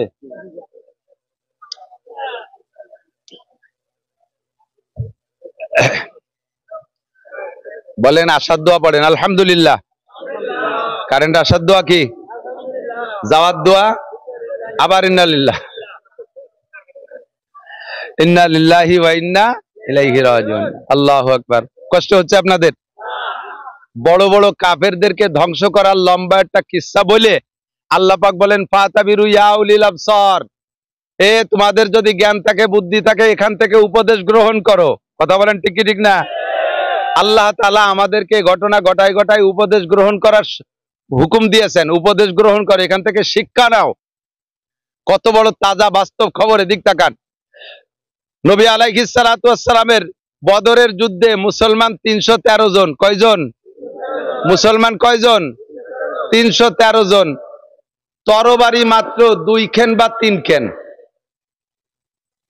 ঘোড়া 2টা, ঘোড়া 2টা বা 3টা, উট 2টা, মানুষ 313 জন। বদর মদিনার থেকে বেশ দূরে, সেই জায়গা পর্যন্ত গেছে পায়ে হেঁটে। এই ঘোড়া আর উটের উপরে শুধু জরুরি সামান নেছে। তরবারি প্রত্যেকের কাছে একখান না, তরবারি প্রত্যেকের কাছে একখান না, টোটাল বাহিনী মিলে 2-3 খান তরবারি। এই নিয়ে লড়তে গেছে কাদের সাথে? আবু জাহেলের বাহিনীর সাথে। 1000 সৈনিক এবং বাছাই করা, সে হলো সৌদি আরবের গভর্নর। মুসলমানদের সাথে লড়তে আসতেছে, বেদায় সেনাবাহিনীর ভিতরে একেবারে বাছাই করা সৈন্য শক্তিশালী যেগুলো, তাই নিয়ে আসছে। প্রত্যেকের হাতে তৎকালীন সর্বশ্রেষ্ঠ শক্তিশালী শক্ত তরবারি, প্রত্যেকের পাছার নিচে এক একটা করে ঘোড়া, মাল বহন করার জন্য উট আলাদা। এইভাবে এসে লড়তে আসছে। বেশিক্ষণ টিকতে পারে নাই, 2-5 দিন, 10 দিনও না, মাত্র একদিনের কিছুক্ষণ টাইমের ভিতরে 313 জন মুসলমানের 3 খেন তরবারির সামনে তারা ধরাশায়ী হইয়া একেবারে 70 জন জায়গায় জাহান্নামী, 70 জন অ্যারেস্ট হয়ে গেছে, বাকিরা পলায় চলে গেছে, সমস্ত মাল ফেলাই দিয়ে গেছে, পরনের কাপড়টা পর্যন্ত পরে যেতে পারে নাই। ফাতাবিরু ইয়া উলিল আবসার, এ কাম করতে পারে কে? নিরস্ত্র যে থাকে, অস্ত্র যার কম থাকে তার পক্ষে আল্লাহ থাকে। যদি আমি ভুল করি তাহলে আমার পক্ষে আল্লাহ থাকবে না। সরকারের সাথে সরকারি পাওয়ার, সরকারের সাথে সেনাবাহিনী, সরকারের সাথে বিডিআর, সরকারের পক্ষে র্যাব, সরকারের সাথে পুলিশ, সরকারের সাথে আনসার, সবকিছু নিরস্ত্র যুবকদের ধাক্কায়, স্লোগানে সরকার সবকিছু ছেড়ে দিয়ে চলে গেল। সরকার সবকিছু ছেড়ে দিয়ে চলে গেল। এ জায়গা কার কুদরত? কার কুদরত? এই কুদরত পাইয়া তোমরা বেশি ইত্রেইও না, লাফাইও না। বেশি এই কুদরত, আল্লাহর কুদরত দেখায় দিয়েছে। এখন ক্ষমতা পেয়ে যদি তোমরা আবার তাদের চাইতে বেশি বাড়াবাড়ি করো, আল্লাহ তাআলা কান ধরে আবার তাদেরকে এনে তোমাদেরকে তাদের হাতে মার খাওয়াইতে পারে। কথা বলেন ঠিক ঠিক না? বেশি বিয়াদবি উশৃঙ্খলা করলে আল্লাহ তাআলা একদল দিয়ে আরেক দলের সাইজ করে। আল্লাহ তাআলা নিজেই কখনো যুদ্ধই অস্ত্র নিয়ে আসে না যুদ্ধ করতে। আল্লাহ পাক রব্বুল আলামিন তার কুদরতে যুদ্ধ করায় বিনা অস্ত্রে। দেখেন এত বড় সরকারকে কিভাবে আল্লাহ তাআলা পতন ঘটায় দিয়েছে। ফাতাবিরু ইয়া উলিল আবসার, বলতে চাইছে ওই কথাটাই। শান্তি দেয় কে? অশান্তি কে দেয়? তো শান্তি যদি পাইতে চাও, এক নম্বরে আল্লাহকে ঈমান দাও। আল্লাহ আছে না নাই? আল্লাহর কুদরত দেখতেছেন, চোখের সামনে দেখা যাচ্ছে কি যাচ্ছে না? আল্লাহ পাক আছে, বিশ্বাস রাখো। দুই নম্বরে আল্লাহকে ভয় করো। যুবক আল্লাহকে ভয় করো, বুড়ো আল্লাহকে ভয় পান, আরে সবাই আল্লাহকে ভয় পান। ভয় পার আরবি শব্দ হলো তাকওয়া। কি শব্দ? কোরআনের শব্দ তাকওয়া। কোরআন শরীফে যে বিষয়টা আল্লাহ তাআলা বেশি ইম্পর্টেন্ট মনে করেছেন, সেই বিষয়টাকে আল্লাহ তাআলা আলোচনা বেশি করেছেন। ইবাদতের ভিতরে শ্রেষ্ঠ ইবাদত নামাজ। এর জন্য নামাজের আলোচনা হয়েছে ৮২ বার। কতবার? ৮২ বার। জাকাতের পরিমাণ কম, জাকাত দাতার পরিমাণ কম, এজন্য জাকাতের আলোচনা এর চেয়ে কম হয়েছে। হজ কর্নেওয়ালার সংখ্যা আরো কম, এই জন্য হজের আলোচনা আরো কম হয়েছে। তো যে বিষয়টা বেশি ইম্পর্টেন্ট, ওইটার আলোচনা আল্লাহ তাআলা বেশি করেছেন। এমন করে কুরআন শরীফের ভিতরে তাকওয়া শব্দ, তাকওয়া শব্দের আলোচনা আছে ৬২ বার। কতবার? তাকওয়া আছে ৬২ বার। তাকওয়াটা অত্যন্ত জরুরি। তাকওয়া যদি ভিতরে থাকে, আল্লাহর ভয় যদি ভিতরে থাকে, তাহলে ওই লোকটা কখনো অন্যায় করতে পারে না। এদিক তাকান, এই আপনাদেরই পাশে, আমি ফরিদপুর শহরে, আপনার ফরিদপুর জেলার বাড়ি, ফরিদপুর শহরে গত ২-৩ বছর আগে একটা মাহফিলে আসছি। মাহফিলে আমার খেদমত করতেছে একটা যুবক। যুবকটার পাতলা ফিসফিসে দাড়ি আছে, মাথায় তার টুপি ও পাগড়ি আছে, গায়ে তার জুব্বা। চেহারাটা আলেমদের চেহারা আর পাবলিকের চেহারা কিন্তু বোঝা যায়। পাবলিক যত সাজিয়ে গুজে, যত যুব্ব, বড় যুব্ব আর পাগড়ি পরেন না কেন, দেখলি চিনা যায় এটা পাবলিক। আর মৌলবী মাদ্রাসায় পড়ার পরে বাড়ি যে যদি ল্যাংটা হইও কেদার মধ্যে মাছ ধরে, তবু বোঝা যায় এটা মাদ্রাসায় পড়া। এ কয়েকদিনের মধ্যে কোয়ালিটি পাল্টে যায়। তো ওই ছেলেটারে দেখে আমি মনে করছি এটা মাদ্রাসার ছাত্র হবে, তার কথাবার্তা সবকিছু এরকম। আমাকে কখনো হুজুর বলে না, হযরত আমি কি খেদমত করব, হযরত এখন কি লাগবে, এটা মাদ্রাসার পরিভাষা। তো মাহফিল শেষ পর্যন্ত সে আমার পর্যাপ্ত খেদমত করছে। এরপরে আমি যখন বিদায় নেব, তখন ছেলেটা বলতেছে, হুজুর আপনি তো আমার পরিচয় নিলেন না, একটু বলবো? বলো বলো তোমার পরিচয় বলো। নামটা কি যেন বললো, আমার মনে নাই। বাড়ি কোন জায়গা বলছে, তাও আমার এখন মনে নাই। তো ছেলেটা বলতেছে, আমি ফরিদপুর রাজেন্দ্র কলেজের ছাত্র। মাথায় পাগড়ি, মুখে সুন্নতি দাড়ি, জীবনে দাড়িতে খুর লাগাই নাই, কেসি লাগাই নাই, গায়ে জুব্বা, মাথায় পাগড়ি। ছেলেটার সব কিছু আলেমানা ভাবে চলতেছে। এই ছেলেটা রাজেন্দ্র কলেজের ছাত্র। বলে, হুজুর আমি যে রুমে থাকি, আমার রুমে একটু পা দিয়ে, একটু কদম দিয়ে একটু বরকত দিয়ে যান। দেখলাম এতক্ষণ 2 ঘন্টা খেদমত করছে, তাই যাওয়ার সময় একটু বরকত দিয়ে যাই, নিয়ে যাই। ওর রুমের মধ্যে যাইয়া সত্যি বরকত দিতে, যে আমি বরকত নিয়ে আসছি। আমি আমার জিন্দেগির জন্য একটা সবক ওখান থেকে নিয়ে আসছি। ছেলেটা এই পরিবেশ তৈরি করছে আমার বয়ান শুনে, কিন্তু আমি তো বয়ানের গতিতে বয়ান করি, কিন্তু আমার সেই অবস্থা তৈরি হয় না নিজের। রুমের মধ্যে ঢুকে দেখি ওর রুমের ছাদে সিলিংয়ে লেখা আল্লাহ দেখে, বাংলায় লিখে রাখছে আল্লাহ দেখে। 4টে ওয়ালে চারপাশে লেখছে আল্লাহ দেখে। সাইডে ওয়ালের দিক নজর পড়ছে, ওই লেখা দেখলাম, এদিকে নজর পড়ছে, লেখা দেখি আল্লাহ দেখে। পরে উপর দিক দেখি, তাও দেখি আল্লাহ দেখে। ওর রুমের ভিতরে ঢুকে আমার আতঙ্ক সৃষ্টি হয়ে গেছে। আল্লাহ, এ জায়গা তো তাহলে আজে বাজে কোনো কথাও বলা যাবে না, কিছু করাও যাবে না। যেদিকে থেকে দেখি, যেদিকে তাকাই করবো, সেদিকে থেকে দেখি আল্লাহ দেখে। আমি জিজ্ঞেস করলাম, বাপ তুমি লেখছো কেন? কয় যে হুজুর আপনি বলেছেন গুনার থেকে বাঁচতে হলে তিনটে কথা, তিনটে কাজ করলে তুমি গুনার থেকে বাঁচতে পারবা। এক নম্বরে তুমি যে কোনো গুনাহ করার সময় মনের ভিতরে সংকল্প করো যে আমার এই গুনাহ অবস্থায় আমাকে আল্লাহ দেখে। কতক্ষণ? সুদ খাওয়ার সময় আল্লাহ দেখে না? না দেখে না, ওদিকে আল্লাহ খেয়াল করে না। ঘুষ খাওয়ার সময় তো খেয়ালই করে না, কতক্ষণ করে? বাগানে, পাট বাগানের ভিতরে বসে যখন গাঁজা আর ইয়াবা খান, সে সময় তো আল্লাহ টেরই পায় না। হ্যাঁ, রাত 12টা 1টার পরে যখন ফোনে প্রেম আলাপ করেন, ওই সময় আল্লাহ টের পায় না, আল্লাহ ঘুমায়। লা তাখুযুহু সিনাতুন ওয়ালা নাওম, আমার আল্লাহর ঘুমও নাই, আমার আল্লাহর তন্দ্রাও নাই। কথা বলেন ঠিক ঠিক না? আমার আল্লাহর ঘুমও নাই, তন্দ্রাও নাই। আমার আল্লাহ দেখে কি দেখে না? ও যুবক, তোমার আল্লাহ দেখে কি দেখে না? তুমি সুন্দরবনে যে জঙ্গলের ভিতরে প্রেমিকাকে নিয়ে গল্প করো, ওটা আল্লাহ দেখে? তুমি ওই সরোয়ার্দী উদ্যানে যাইয়া বিভিন্ন পার্কে বসে বসে বসে গল্প করো কলেজের সাথী বন্ধুদেরকে নিয়ে, বান্ধবীদেরকে নিয়ে, ওই হালাতটা আল্লাহ দেখে কি দেখে না? মদ গাঁজা যখন খাও তখন আল্লাহ, বিড়ি সিগারেট যখন খাই তখন আল্লাহ, মিথ্যে কথা যখন বলি তখন আল্লাহ, কতক্ষণ না দেখে? জোরে বলেন আল্লাহ দেখে। দোকান লুট করবো যখন তখন আল্লাহ, পরের মাল চুরি করবো কেড়ে আনবো তখন আল্লাহ। এই সংকল্পটা যদি ভিতরে থাকে যে আমি এই কাজ করতেছি, এই অবস্থায় আমার আল্লাহ দেখে।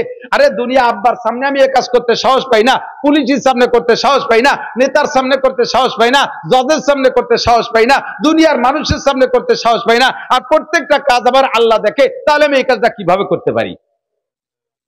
এই সংকল্পটা যদি ভিতরে আসে, গুনাহ থেকে ফিরবেন। ছেলেটা বলে হুজুর আপনি যেদিন বলছেন যে এই সংকল্প, তারপরে দেখলাম যে একা একা সংকল্প আসে না, আমি একা রুমের মধ্যে থাকি, একটা একা রুমের ভিতরে একটা যুবক ছেলে থাকলে নানান রঙের অন্যায় করা যায়, বিভিন্ন প্রকারের গুনাহ সে একা একা বসে করতে পারে। তখন আমি গুনাহ যখন করি, সংকল্পটা তৈরি করা আমার কঠিন হয়ে যায়, বিদায় আমি সব জায়গায় লিখে রাখছি যে আমি যেদিক টাকায় গুনাহ করব, চোখের সামনে লেখাটা পড়বে আল্লাহ দেখে। চোখের সামনে লেখাটা পড়বে আল্লাহ দেখে, আর আমার আল্লাহ যখন দেখে তখন আমি অন্যায় করতে পারবো। এই আল্লাহ দেখে ভয়টা অন্তরে তৈরি করা। 2 নম্বর কথা 3টে আমি বলে যাই, আবারও স্মরণ করাই দিই, মনে রাখবেন কথা 3টে স্মরণ করাই দিই। সেটা হলো 2 নম্বরটা হলো কিরামান কাতিবিনা ইয়ালামুনা মা তাফআলুন। তুমি যে কাজ যে অবস্থায় যেখানে থেকে করো না কেন, সম্মানিত ফেরেশতা কাঁধে বসে লেখে। কতক্ষণ? কোরআনের কথা সত্য না মিথ্যা? 2 জন ফেরেশতার নামই কিরামান কাতিবিন। আমরা পাবলিকরা মনে করি ডান কাদের ফেরেশতার নাম কিরামান আর বাম কাদের নাম কাতিবিন। না, 2 জনের নামই হলো কিরামান কাতিবিন। কাতিবিন মানে বহুত লেখক, কিরামান মানে সম্মানী। প্রত্যেকের কাঁধে ফেরেশতা আছে, সমস্ত ফেরেশতাদেরকে সম্মিলিতভাবে বলা হয় কিরামান কাতিবিন ইয়ালামুনা মা তাফআলুন। তুমি যে কাজ করো তা তারা জানে, তুমি যা বলো তা তারা শুনে। আল্লাহ কয় মা ইয়ালফিজু মিন কাউলিন ইল্লা লাদাইহি রাকিবুন আতীদ। হে যুবক যুবতী, আবাল বৃদ্ধ বনিতা, রাজনীতি করো, গল্প করো, যা কিছু করো না কেন, সমস্ত কথা মুখ থেকে বেরোনোর সঙ্গে সঙ্গে কে শোনে? সঙ্গে সঙ্গে ওই ফেরেশতারা ওইটা লিখে ফেলে। চার দোকানে বসে বসে গল্প, আপনাদের এদিক তো নাই, চার দোকানে তো লোকজন বসে না তেমন, চা খেয়েই তো চলে আসে। কতক্ষণ না কে? চায়ের দোকানগুলো হইছে মিনি সংসদ ভবন, ওখানে বসে যা আলোচনা করে সেই অনুযায়ী। একদিন শেখ হাসিনা দেশ চালাইছে, এর আগে খালেদা চালাইছে, এখনো এখান থেকে যা বুদ্ধি দেবেন তাই দিয়ে ইউনুস কাকা দেশ চালাবে, তাই নাকি? তোমার এই ফাও কথা ও পদ্মা পার হয়ে উবার যায় না, ঘন্টার পর ঘন্টা যত ভাও কথা, আজে বাজে কথা, সাথে সাথে কইতে কইতে কইতে কইতে গিবাত শিকায়তের মধ্যে চলে যায়, আছে না? গিবাত, আরে মিয়া টের পাচ্ছেন না, শুনতে শুনতে কান তেলছা হয়ে গেছে বলে লক্ষ্য করে শুনতেছেন না। আবার একটু মন থেকে একটু শোনেন গিবাত সম্পর্কে। গিবাত হলো, গিবাত কাকে বলে? আমি মৌলানা নাসির একটা অন্যায় করেছি, এই অন্যায়টা আপনি জানেন, তেমন আর কেউ জানে না, বা 2-1 জন জানে। যেই 2-1 জন জানেন, ওই 2-1 জন না জানা মানুষের ভিতরে আমার এই দোষটাই আলোচনা করার নাম হলো গীবত। আপনি আরেকজনের কাছে বলবেন আমারে খাটো করার জন্য, ব্যঙ্গ করার জন্য, আমার সমাজে তিরস্কৃত করার জন্য আরেকজনের কাছে বলবেন, এর নামই গীবত। আর আমি করি নাই এমন কিছু আমার নামে তৈরি করে বলার নাম হলো অপবাদ। আর অপবাদটা গীবতের চাইতে মারাত্মক। আর গীবতটা কতটুকু অপরাধ? গীবত হলো আপনি যদি গীবত করেন, আল গীবত আসাদ্দু মিনাজ জিনা। প্রথম কথা হলো, আরে এমন সবা বিটিকে শোনার দরকার ছিল রে, ইন্না লিল্লাহি ওয়া ইন্না ইলাইহি রাজিউন। কারণ এই কাজে বিটিরা বড় মাহের, বিটিরা গিবাতের আল্লামা, আল্লামাতুল গিবাত। আর চার দোকানের মুরব্বীরাও এই গিবাতের আল্লামা। বসে বসে দুনিয়ার ভাও কথা কইতে কইতে কইতে কইতে গিবাত তো কয়, লাস্টে অপবাদও করে। কতক্ষণ নামাজ পড়ে, মসজিদে নামাজ পড়ে, নামাজ পড়ে ডাইরেক্ট এদিক ওদিক যায় না, চার দোকানে আগে যাবে, সারা রাত যা গুছাইছে তাই একটু সাপ্লাই দেওয়ার জন্য। সময়ের হিসাব আল্লাহর কাছে দেওয়া লাগবে কি লাগবে না? এই জায়গা যা বলছেন ওরা ফেরেশতারা লেখে কি লেখে না? মা ইয়ালফিজু মিন কাউল। একটু ভয় পান, একটু ভয় পান। এবার আমি বলি এদিক তাকান। আরেকটা হলো, এ ভাই গীবত যদি হয় যে, খেয়াল করতেছেন আমি কি অপ্রয়োজনীয় কথা বলতেছি? সবচেয়ে বড় ইবাদত হলো গুনাহ ছেড়ে দেওয়া। সবচেয়ে বড় ইবাদত কি? গুনাহ ছাড়ার মতো আর বড় ইবাদত নাই। নামাজের চাইতে দামি গুনাহ ছেড়ে দেওয়া। নামাজ পড়া সহজ, কিন্তু গুনাহ ছাড়া বড় কঠিন। এই গুনার আলোচনাটা একটু করি। সবচেয়ে বড় মারাত্মক, হাতে ধরে নিজে ইচ্ছাকৃত ভাবে লস করতেছি। যেমন কিছুদিন আগে মাওলানা হাবিবুল্লাহ মাহমুদ কাসেমি একটা পোস্ট দিয়েছিল ফেসবুকে, খুব দারুণ একটা কথা। কয় জাগায় বসিয়া আমরা মুসলমানরা প্রত্যেকে ইসরায়েলের নামে আমরা মুসলমানরা, আমরা বাংলাদেশি সারা পৃথিবী যারা বিকাশ ব্যবহার করি, কি করি? বিকাশ ব্যবহার করি। আমরা প্রত্যেকে ইসরায়েলের নেতানিয়াহুর নামে, ইসরায়েলের ইহুদিদের নামে আমরা রেগুলার টাকা বিকাশ করতেছি। অথচ ইসরায়েলিরা আমাদের শত্রু, তাদের ধ্বংস কামনা করি, তাদের নামে আমরা নিয়মিত টাকা পাঠাইতেছি বিকাশের মাধ্যমে। কোন ভাবে পাঠাচ্ছে জানি না। কারণ উনি বুঝাই দিলেন, কয় যে বিকাশ যত আছে না, বিকাশে লেনদেন, এই বিকাশে টাকা পাঠানোর ভিতর দিয়ে 1020 টাকা কাটিয়ে নেয় না? এই 20 টাকার একটা অংশ টাকা ইসরায়েলের ফান্ডে জমা হয়। এই বিকাশের পরিচালক হলো ইসরায়েলিরা, এর আবিষ্কারক তারা। একটা ইনকাম এই 20 টাকার থেকে 1% সে জায়গায় চলে যায়। আপনার ইচ্ছায় বা অনিচ্ছায় যত টাকা বিকাশে লেনদেন করবেন ওর থেকে 1% সে জায়গায় চলে যাচ্ছে। কাজেই আমরা বিকাশে লেনদেন করি মানে আমরা অনায়াসে বিকাশে ইসরায়েলি নামে টাকা পাঠাই দিচ্ছি।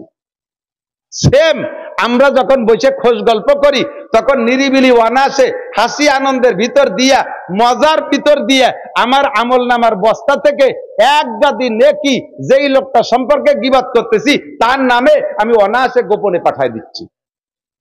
পরিষ্কার হাদিসে আসছে, আপনি যার গীবত করবেন ওর যে বিষয়টা আপনি আলোচনা করতেছেন, ধরেন একটা লোক জিনা করছে, এটা আপনি জানেন, ওইটা নিয়ে আপনি আলোচনা করতেছেন। ওই লোকটা জিনা করে যে গুনাহ কামাই করছিল, ওই জিনার গুনাহটা আপনার আমলনামায় চলে আসবে। আর সেই সময় আপনি যে ভালো নেকের কাজ করছিলেন বা আপনার নামাজ কালামের মধ্যে ভালো ইবাদত যেটা, ওখান থেকে বেশ কিছু নেকি তার সেই জায়গায় যে শূন্য স্থান পূর্ণ হয়ে যাবে। কথা কি বুঝতে পারছেন নাকি? কথা বুঝতে পারছেন? এবার এদিক তাকান। গীবত কেউ যারে মোহাব্বত করে ভালোবাসে তার গীবত করে না, গীবত করে শত্রুর। কার গীবত করে? শত্রুর গীবত করে। বর্তমানে বিএনপি আলারা আমলিগালাকে গীবত করতেছে না? আমলিগালা কি বিএনপির বন্ধু না শত্রু? কথা কর না কে? বন্ধু না শত্রু? আমলিগালা বিএনপি আলাকে বন্ধু না শত্রু? নিয়মিত গীবত করে বন্ধুর মানে শত্রুর বস্তা বই ভরি বেলাই দিচ্ছে। চার দোকানে বসে, যে কোনো জায়গায় বসে, মসজিদি বসে, মাদ্রাসায় বসে আমি করতেছি। আবার আমলিগা লাগে শত্রু হলো বিএনপি। হ্যাঁ এদিক তাকান, আমলিগা লাগে শত্রু, নেভিশন দেব লাস্ট ফিনিশিং আছে, এদিক তাকান। এবার আমলিগালারা বিএনপি লাগে গীবত করে তাকে ভরিয়ে ফেলাচ্ছে, এগুলো শত্রুর উদাহরণ দিছি। আপনিও চার দোকানে বসে সামাজিক ভাবে আপনার যে শত্রু, সেই শত্রুর গীবত করে আপনার নাকি তারে দিয়ে দিচ্ছেন, আর তার গুনাহ আপনি নিয়ে নিচ্ছেন। আমি আপনাদের সবাইরে অনুমতি দিলাম এই দৃষ্টিকোণ থেকে আমার সহজ একটা ইনকাম সোর্স আমি খুলে দিচ্ছি। আপনারা আমারে ভালোবাসেন, এই বর্ষাকালের দিন গরমের মধ্যে এসে বসে রয়েছেন, আপনারা আমারে ভালোবাসেন না? আপনারা আমারে ভালোবাসেন। আজকে থেকে আপনাদেরকে অনুমতি দিলাম, আমি মাওলানা নাসির যে যদি কোনো অন্যায় করে থাকি এটা যদি আপনারা জানেন তাহলে আপনাদের অনুমতি দিলাম আমার আড়ালে এগুলো আপনারা বলাবলি করবেন। আপনারা আমার একটু গীবত করবেন, পারবেন তো ইনশাআল্লাহ? কথা কয় না রে আল্লাহ? আমি গীবত করার অনুমতি দিচ্ছি, করবেন তো ইনশাআল্লাহ? কা করবেন না? আপনারা আমারে ভালোবাসেন, উপকারটুকু আমারে করেন। আমার গীবত করলে আমার গুনাহটা আপনার কাছে চলে যাবে, ওইন থেকে কিছু নেকি এসে আমার আমলনামায় ঢুকে পড়বে। তাহলে আমার একটা লাভ হলো, আপনি আমার বন্ধু হিসেবে ভালোবাসেন, এই উপকারটা আমারে করেন। আমারে করেন না, আমার এই উপকারটা করবেন না। আব্বারে ভালোবাসেন, আব্বার গীবত করেন না। আব্বারে গীবত করলে আব্বার গুনাহটা আপনার কাছে আসতো, আপনার নাকি আব্বার আমলনামা যাইতো, আব্বা আপনার পরম বন্ধু, তার উপকার হইতো। মার গীবত করলে মার উপকার হয়, ভাইয়ের গীবত করলে ভাইয়ের উপকার হয়। এদের গীবত তেমন একটা করি না, গীবত করি যে আমার পরম শত্রু, তার গীবত করে আমার নেকিরা তারে দিয়ে দিচ্ছি, তার গুনাহগুলো আমি নিয়ে দিচ্ছি। এবং বলা গীবত এমনই একটা স্বাদের জিনিস, এ বলতেও ভালো লাগে, শুনতেও ভালো লাগে। দেখবেন আমি যদি গীবত শুরু করে দিই, কদ্দুর যে যদি থামিয়ে যাই, আপনি যে শেষের টুক তো করলি না, তারপরে কি হলো তা তো করলি না, এবার কয় তাহলে গীবত করবো না। হ্যাঁ, গীবত করা জায়েজ কার কার বলে দেই, এবং কোন কোন জায়গা গীবত করা ফরজ। জালেম শাসক, জালেম শাসক, ইসলাম বিদ্বেষী শাসক, ধর্মদ্রোহী শাসক যদি হয়, এই শাসকের এগেনস্টে জাতিকে অ্যালার্ট করার জন্য, সতর্ক করার জন্য, তার খপ্পরে না পড়ার জন্য এবং তার থেকে বিমুখ হইয়া ন্যায় নীতিবান দিনদার শাসকের তামান্নায় আশায় এই জালেম শাসকের সে গীবত করা জায়েজ, বরঞ্চ এই মুহূর্তে গীবত করা জরুরি। এমন কোন ধর্মদ্রোহী আসছে, নাম করছে পীরির, অথচ হাজার হাজার মানুষকে এই পীরের নাম দিয়ে ধ্বংস করে দিচ্ছে, মাজার বানাইয়া পুজো করাচ্ছে, সেবা দেওয়াচ্ছে, সেখানে বেদাতি কারবার করতেছে। এরে হাজারো বুঝাই আমরা লাইনে আনতে পারতেছি না। এই মুহূর্তে এই জাতীয় ভণ্ড পীরের আলোচনা করে ভণ্ড পীরের দোষগুলো উম্মতকে জানাই দিয়া উম্মতকে সেখান থেকে ফিরে রাখা, এই জায়গা বিদআত, এই জায়গা গীবত করা ফরজ। ওর থেকে জাতিকে হেফাজত, ঈমান বাঁচানোর জন্য ওর গীবত করা ফরজ, এই সব জায়গা গীবত করা ফরজ। শয়তানের গীবত করা ফরজ, যাতে মানুষের সতর্কতাকে শয়তানি মধ্যে না পড়ে। হ্যাঁ, আমি আপনি অন্যায় করছেন, আপনি অন্যায় করছেন, আপনারে আমি বলে পারতেছি না। এই জায়গা আপনাকে শাসন করার জন্য যাকে বললে আপনি শাসন হবেন, ওই জায়গা আপনার দোষটা বলা, এটা গীবত না, এটা হলো তাকে সংশোধন করার জন্য। তবে এটা সার্কুলার না দেওয়া যাতে লোকটা অপমানিত হয়। তাকে আর একটা কথা মনে রাখেন, আপনি যার গীবত করছেন, আপনি যার গীবত করতেছেন, সে যে গুনাহটা করছে, ওই গুনাহ করার কারণে আপনি তার গীবত করতেছেন। এবার লোকটা যদি তওবা করে ফেলে, লোকটা যদি গুনাহ থেকে, যে গুনার গীবত আপনি করতেছেন, ওই লোকটা যদি আড়ালে তওবা করে ফেলে, আল্লাহ যদি তার তওবা কবুল করে ফেলে, তাহলে এরপরে আপনি তার সম্পর্কে গীবত করে যাচ্ছেন। আপনি মনে রাখবেন পরিষ্কার সহিহ হাদিসের কথা, যতদিন পর্যন্ত আপনার মরণের আগ পর্যন্ত আল্লাহ তাআলা আপনাকে দিয়ে ওই গুনাহ করাইয়া, ওর চাইতে বেশি অপমান করাইয়া তারপরে আপনাকে দুনিয়া থেকে নেবে। ফাতাবিরু ইয়া উলিল আবসার, সাবধান, সতর্ক দোস্ত, সময়টা নষ্ট করে ফেলতেছি ঘন্টার পর ঘন্টা। আল্লাহর ভয় যদি অন্তরে থাকতো তাহলে আমি সময় অপচয় করতাম না, আমি নামাজ ছাড়তে পারতাম না, রোজা ছাড়তে পারতাম না।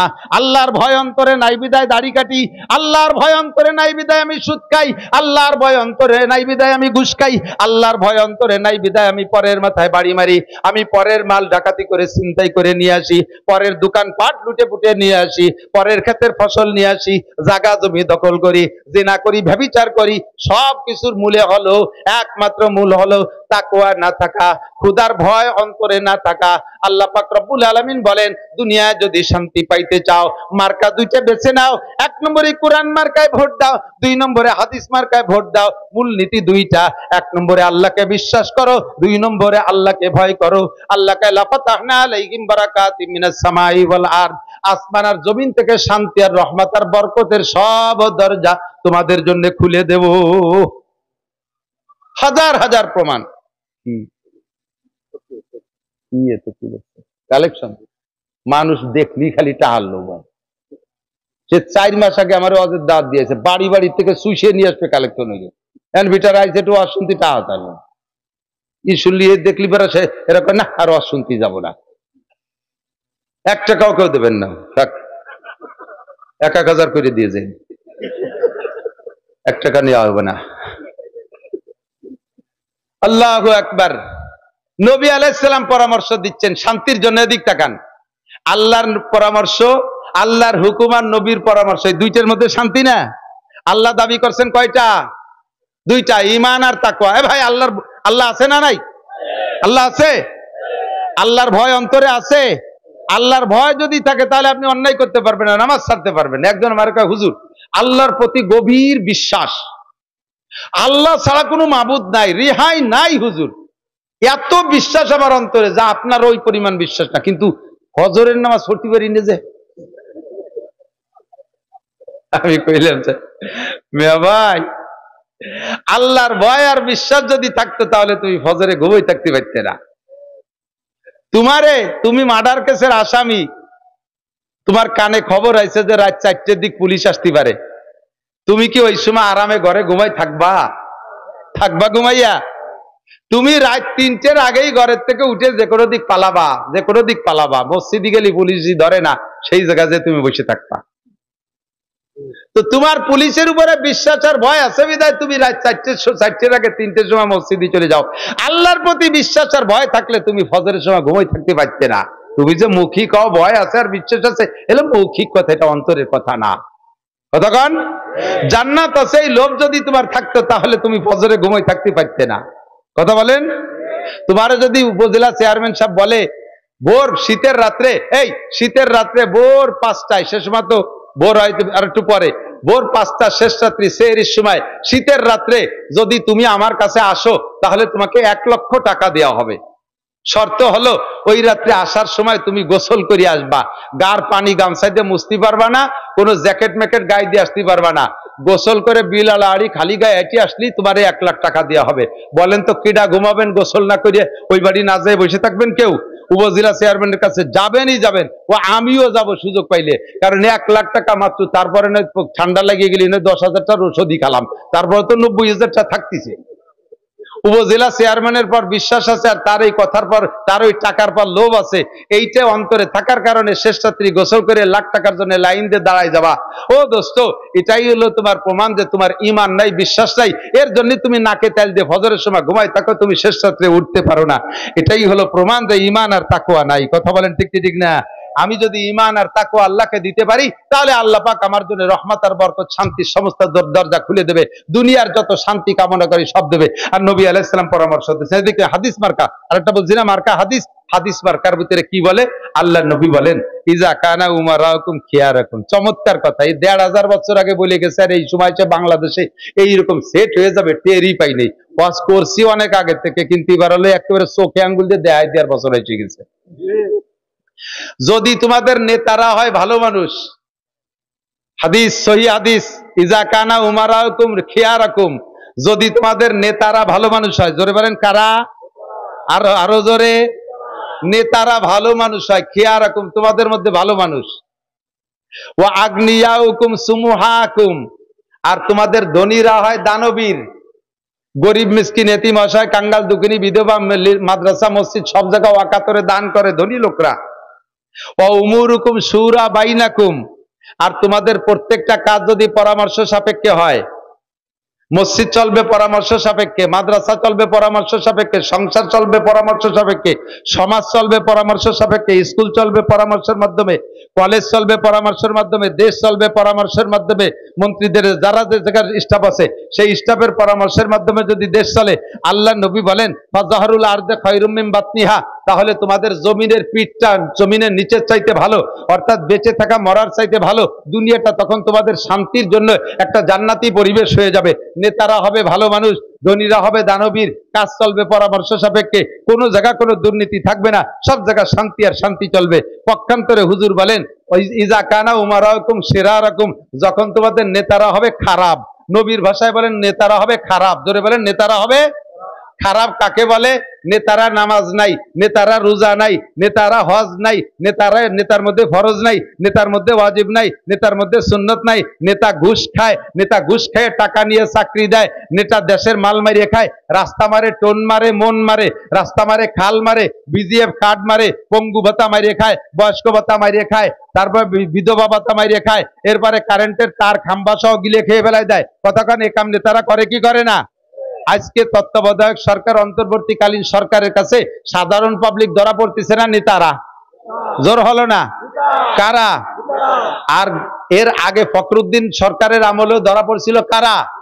সে সময় উভয় দলের নেতাদেরকে ওয়াকালে এতেকাফে বসাইছিল, তাও মনে আছে না নাই?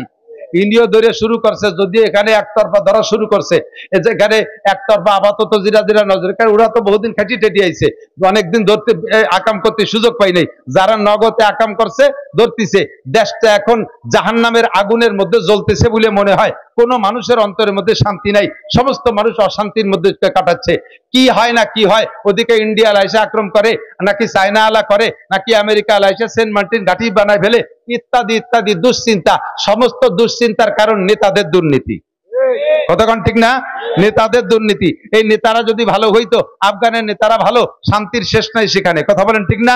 আমার বাংলাদেশে সামনে যদি শান্তি পাইতে হয়, তাহলে এমন নেতা আমরা কামনা করি। কথা বলুন ঠিক? যেই নেতা কোরআন জানে, যেই নেতা হাদিস জানে, যেই নেতা তাহাজ্জুদ পড়ে, যেই নেতা কোরআন পড়ে, যেই নেতা তবলিগি যায়, যেই নেতা হাদিস পড়ে, যেই নেতা ফরজ আদায় করে, যেই নেতা মিথ্যে কথা বলে না, জিনা ব্যভিচার করে না, মানুষের হক মাইরে খায় না, যাকাত ফিতরা মাইরে খায় না, এই সমস্ত দিনদার আল্লাহওয়ালা নেতা যদি হয়, তাহলে আমরা শান্তি পাবো। আমরা দোয়া করব আল্লাহ তাআলা যেন আমাদের সামনে যে সম্ভাবনা আসতেছে, তত্ত্বাবধায়ক সরকারের পরেই তো আসবে ইনশাল্লাহ নির্বাচন, এই নির্বাচনে আমরা এবছর কুরআন সুন্নাহর আইন বাস্তবায়ন করে যারা, তাদের মাধ্যমে আমরা এদেশের শান্তি কামনা করব। ঠিক কি ঠিক না? যদি সেরকম কেউ আসে সামনে, আমরা তাদের সমর্থন করব তো ইনশাআল্লাহ। শুধু দোয়া করবেন যাতে ইমানদার ওলামায়ে কেরামরা এক প্ল্যাটফর্মে এসে আপনাদের সামনে নিয়ে আসতে পারে। আমার যুবক ভাইরা, আমি এখানে দেখেছি এই জায়গার যুবকরা আছে, সমন্বয়ক যুবকদের একটা কমিটি গঠন হয়েছে। তাদের চেহারা দেখলে, যদিও তারা স্কুল কলেজের ছেলে, তাদেরকে দেখে আমার দিলটা ভরে গেছে। তাদের উদ্দেশ্য আমি শুনেছি, সবগুলো দারুণ উদ্দেশ্য। তারাও চাইতেছে, সমস্ত সমন্বয়ক ছাত্ররা চাইতেছে যে আমরা সামনে কুরআন সুন্নাহ অনুযায়ী একটা দেশ চালায় দেখি, একটা টার্ম কমপক্ষে চালায় দেখি এরা কি আনতে পারে আল্লাহর কাছ থেকে। কারণ এরা দেশ চালাবে, শেষ রাতে উঠে আল্লাহর কাছে উলামায়ে কেরামরা মুনাজাত করে, হাত তুলে কান্দে, আল্লাহ তুমি আমার হাতে দাও, আমি উম্মতের কাছে দেই। বাদশাহ শাহজাহান রহমাতুল্লাহ আলাইহির কিসসার মতো। বাদশাহ শাহজাহান রহমাতুল্লাহ আলাইহি বহুত বড় আলেম, বুজুর্গ বাদশাহ ছিলেন। ফজরের নামাজ পড়ে ইশরাক পর্যন্ত মসজিদে বসে তাসবিহ তাহলিল তেলাওয়াত করে, এরপরে ইশরাকের নামাজ পড়ে বাসায় যায়। তো উনি মসজিদে বসে ইশরাক পর্যন্ত আমল করতেছেন। এর মধ্যে উনার বাসায় ফকির গেছে। তো ফকির বাসায় গেলে বাসার থেকে বলছে যে, বাদশা তো মসজিদে আমরা মেয়ে ছেলেরা দিলি কি বা দেব, তুমি এই এলাকার উনার দেশের নাগরিক, উনার কাছে যদি চাও তাহলে তোমার চাহিদা পূর্ণ করে দেবে, তুমি মসজিদে যাও। তো মসজিদে আইসে ফকির কোনোদিন বাদশা শাহজাহানকে দেখে নাই। তো তার একটা বিশ্বাস, বাচ্চা হবে তো মুকুট হবে, বাচ্চা হবে তো প্যান্ট শার্ট টাইকোট হবে, বাচ্চা হবে তো পুলিশ পাইক পেয়াদা পাইতে থাকবে, সেরকম একটা শান শওকতে থাকবে। তো এইরকম যদি কেউ দেখি তাহলে বুঝবো যে বাচ্চা। তো এইভাবে আইসে দেখে মসজিদের দরজায় একজন দাঁড়ানো, খুব ডাটের পোশাক পরা। সে ফকির আইসা এই লোকটারে বাচ্চা মনে করে বলছে, বাচ্চা নামদার আমারে কিছু ভিক্ষা দেন। তো ওই লোকটা অরিজিনাল বাচ্চা না, উনি হলেন বাচ্চার গার্ড, বাচ্চার বডি গার্ড। তো উনারে দরজায় দাঁড় করে বসছি, মসজিদে বাচ্চা ইবাদত করতেছে, তার পোশাক আশাকে ফকির মনে করছে এইটাই বাচ্চা, তার কাছে টাকা চাইছে। তো দারোয়ান বলতেছে, ভাই তুই আমার চাকরি খাবি, তুই আমার বাচ্চা বলতেছিস, শুনলি বাচ্চা তো আমার চাকরি শেষ করে দিবে রে। আমি বাচ্চা না, বাচ্চা হলো মসজিদের মধ্যে, তুই যা। তো মসজিদের ভিতরে যাইয়ে দেখে সারা মসজিদ ঘুরে কোনো জায়গা বাচ্চা পাইনি, দেখে এক কোনায় এক ফকির কান্নাকাটি করতেছে। তখন এই ফকির আর ওই ফকিরের কাছে কিছু না চাইয়ে চলে আসছে। তো বেরোয় যাওয়ার সময় দারোয়ান বলতে, কি দিলে একটু দেখাই যা। বাচ্চার কাছে চাইছি, বাচ্চা তো কেউ কম দেয় না, তোরে কত দিলে একটু দেয় না, আমি ভাগ চাই না। তখন ফকির ওই দারোয়ান রে কয়, বেয়াদবি মোটে করবি না, বদমাশ মিথ্যেবাদী। মসজিদি বাচ্চা আসে কোন জায়গা থেকে, আমার চাইতে এক ফকির এক কোনায় বসে কান্নাকাটি করতেছে, তুই আমার ধোকা দিচ্ছিস, বদমাশ। ধমক দিলি। দারোয়ান কাছে, তুই জীবনে বাচ্চা শাহজাহানকে দেখছিস? কয় না, বাচ্চারে তো দেখি নেই বলে তো চিনি নেই। ওইটাই বাচ্চা শাহজাহান, যা আবার যা, খালি এতে চলে যাচ্ছিস। তো এইবার যাই দেখে বাচ্চা শাহজাহান মোনাজাত করতেছে, আল্লাহর কাছে কাঁদতেছে। ও দূরের থেকে হাত পাততে পেতে গেছে, বাচ্চা নামদার আমার একটা টাকা দেন, আমার একটা পয়সা দেন। কাছে যে যখন দেখে যে বাচ্চা শাহজাহান মোনাজাত করতেছে, তখন ফকির হাত গুটাইয়া হাত ছাড়িয়ে দিয়ে আবার বেরোয় চলে যাচ্ছে। আবার দারোয়ান কয়, কি দিল দেখা গেলি না? তুমি তো কথাই কবি না। ফকিরের কাছে ফকিরি কি পাবে রে? এই কইতে কইতে বাচ্চা শাহজাহান মোনাজাত সংক্ষেপ করে বেরোয় এসে বলতেছে, হে ফকির, তুমি আমার কাছে চাইলে না নিয়ে চলে যাচ্ছ, কিয়ামতে আল্লাহর কাছে অভিযোগ করবা। তুমি কিছু নিয়ে যাও। তো ওনার কথায় একটু মন নরম হয়েছে, কিন্তু আস্থা হচ্ছে না যে উনি তো আমার চাইতে গরিব দিয়ে আসলাম। তাই সে বলতেছে যে কাছে আসছে, আসার পরে বলতে তুমি আমার কাছে চাইলে আবার না নিয়ে চলে যাচ্ছ কেন? কয় যে চাইছি, তো ওই লোক বললো যে আপনি বাচ্চা তাই মনে করেছে, কিন্তু চাইছি, কিন্তু চাইয়ে দেখি যে আপনি আমার চাইতেও গরিব। আমি তো একটা পয়সা দিনে এক হাত পাচ্ছি, আপনি আবার তো গেড়িও বুঝতেছে, হাত পাইতে বসে রয়েছেন কার কাছে? দুই হাত পাইতে বসে রয়েছেন। আপনি তো আমার চাইতে অভাবী। তো যে লোকটা দুই হাত পাতা ফকির, সে এক হাত পাতা হয়ে কি দেবে? এই জন্য তাড়াতাড়ি আমার জান ইমান বাঁচায় আমি সাইডে চলে যাচ্ছি। তো বাদশাহ শাহজাহান বলতেছেন, আমি তোর সে গরিব, কথা সত্য, সত্যি আমি বাদশাহ শাহজাহান, এবং আমি তোর সে গরিব। আমার কোনো সম্পদ নাই, আমার নিজস্ব কিছুই নাই। আল্লাহ পাক এই জাতির দায়িত্ব আমার কাছে দিয়েছে। আমি গভীর রাত্রে হাত তুলে মালিকের কাছে, ইশরাকের পরে হাত তুলে মালিকের কাছে, শাস্তের পরে হাত তুলে মালিকের কাছে, তাহাজ্জুদের পরে হাত তুলে মালিকের কাছ থেকে দুহাত ভরে চাই, আল্লাহ তুমি আমার হাত দুটো ভরে দাও, আমার এই জনগণকে যাতে আমি হাতে হাতে বন্টন করে দিতে পারি। আমি আল্লাহর কাছ থেকে চেয়ে আই না, তোদের হাতে হাতে বন্টন করি। আল্লাহ আমার হাত দুটো ভরে দিয়েছে, আর তার একটু তুই নিয়ে যা। বলেন না সুবহানাল্লাহ। তাহলে আমার কিছুই নাই, সবকিছুর মালিক কে? শাহান জাহা সব হে তেরে দর কে সুয়ালি, ও দিল নেহি জু দিল হো তেরে ইয়াদ সে খালি। দুনিয়ার যত রাজা বাদশা, তার নিজস্ব কোনো সম্পদ নাই, নিজস্ব কোনো সম্পদ নাই। সব সম্পদের মালিক কে? ওই মালিকের কাছ থেকে চাইয়ে এনে দিতে পারে যেই রাজা, আমরা তারে ভোট দেব। কথা কোন ঠিক না? যে রাজা ওই মালিকের কাছে চায় না, নিজের ক্রেডিট দেখায়, আমি এটা করেছি, ওটা করেছি, সেটা করেছি, আরো করব, সামনেবার সুযোগ দেন, দেখেন কি করি, আসমান ভেঙে জমিনে নামাবো, লাঠির মধ্যে মুগুর ভরবো। যে নিজে সব করে, আমলিগ করুক আর বিএনপি করুক, যারা নিজেরা করে তাদের কাছে আমরা চাবো না। কথা বলেন ঠিক ঠিক না? যে আল্লাহর কাছ থেকে আমাদের চেয়ে এনে দেয়, এই পার্টির আমরা সামনে সমর্থন করব। ঠিক কি ঠিক না? সেই পার্টি আমাদের সামনে আল্লাহ যেন ব্যবস্থা করে দেয়। বলেন আমিন। আমরা মুসলমান সবাইরে দেখছি, সবার শাসন আমরা দেখছি, আর আমাদের ভালো লাগে না, আমাদের আর ভালো লাগে না। আমরা আর আন্দোলন করতে চাই না, আমরা আর রক্ত ঝরাইতে চাই না নিজেরা। আমরা মালিকের কাছ থেকে চেয়ে এনে দেয় যে ইজা কানা উমারাকুম, ওমরের মতো খলিফা চাই, আবু বকরের মতো খলিফা চাই, উসমানের মতো খলিফা চাই, যে বাড়ি বাড়ি যাইয়া আগায় দিয়ে আসে। কথা বলেন ঠিক না? বাড়ি যাইয়া আগায় দিয়ে আসে, আমাদেরটা জায়গায় বসে বেশাল পাইতে শুষিয়ে না খায়। বিভিন্ন জায়গা জাল পাইতে থুইছে, ওখান থেকে দিয়ে যাও, ওখান থেকে দিয়ে যাও, ওখান থেকে দিয়ে যাও। খাইছো, খাও, এখন কোরআন বইয়ে খাও। যে দলেরই হও, এরকম খানেওয়ালা যারা হবা, টিকবা না ইনশাআল্লাহ। আল্লাহ পাক বলেন, সানাস্তাদরিজুহুম মিন হাইসু লা ইয়ালামুন, কোন দিক দিয়ে মার দেব টেরও পাবি না। অস্ত্র তোর কাছে আছে, বিনা অস্ত্র আল্লাহর দিয়ে তোরে শুয়াই ফেলাই দেবো আমি আল্লাহ তাআলা। এই ক্ষমতা আল্লাহর আছে না নাই? কোন দিক দিয়ে মারবো টের পাবি না। সকলে সতর্ক হও, আমলিগের পরাজয় পতন দেখে বেশি ইত্রেও না। যারা আছো প্রত্যেকে শিক্ষা নাও এখান থেকে। এত বড় লম্বা টাইম এভাবে শাসন করার পরে তার যদি এমন পতন ঘটতে পারে, আর যে কেউকে আল্লাহ তাআলা মুহূর্তের ভিতরে বিনা অস্ত্রে ধুলাই দিতে পারে কি পারে না? ও যুবক, লুটতারাজ করো না। দুর্বল ভাই এখন তাদের ঘর বাড়ি ভাঙো না, তাদের দোকানপাট লুটো না। তুমি একটু ধৈর্যের সাথে মানবতা দেখাও, যাতে তুমি তাহাজ্জুদ গুজার পার্টির সাথে তুমি ন্যায় নিষ্ঠার সাথে আল্লাহর পক্ষ থেকে ক্ষমতা পাও, আর জাতিকে সঠিকভাবে তুমি দায়িত্ব পালন করতে পারো, তাদের খেদমত।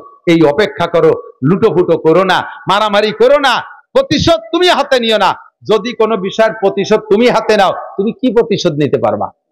আর প্রতিশোধ নেওয়াটা যদি নিজে না নিয়ে মালিকের কাছে ছেড়ে দাও, তোমার পর যে অন্যায় করা হয়েছে এর প্রতিশোধ এমন সুন্দরভাবে নেবে, তুমি তখন দেখে আনন্দ শেষ ও ভরপুর হয়ে যাবা। ও আল্লাহ, আমি তো এরকম পারতাম না। বাস্তব একটা ঘটনা শোনাই। হুসাইন আহমদ মাদানী, কষ্ট হয়ে যাচ্ছে না আপনাদের?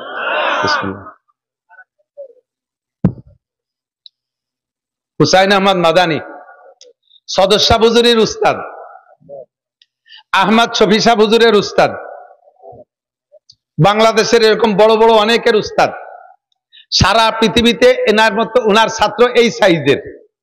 এদিক তাকান, আমাকে মক্তবের হুজুরির ছাত্র কি ওই সাইজ হয় নাকি? হুজুরটা যেমন তার ছাত্রর সাইজ সেরকম না। তো হুসাইন আহমদ মাদানী কত বড় মানুষ, যার ছাত্র সদর সাহেব, আহমদ শফি সাহেব, এরকম বেটা মানুষ। এই হুসাইন আহমদ মাদানী এই দেশকে প্রথম ইংরেজ থেকে 47 সালে যে স্বাধীন করছে, এটার এই অগ্রনায়ক ছিল হুসাইন আহমদ মাদানী, শাইখুল হিন্দ মাহমুদুল হাসান দেওবন্দি রহমতুল্লাহ আলাইহি। উনাদের নেতৃত্বে হিন্দু মুসলমান জোট করিয়া ইংরেজ তাড়াইছে। তো সেই হুসাইন আহমদ মাদানী যখন এই রাজনৈতিক প্রোগ্রাম করতেন, বিভিন্ন মিটিং করতেন। সে সময় ইংরেজদের 5-8টা একটা দল ছিল মুসলমান। সিলেটে আসছে হুজুর মিটিং করতে, বিশাল জনসভা, স্টেজ সেরকম।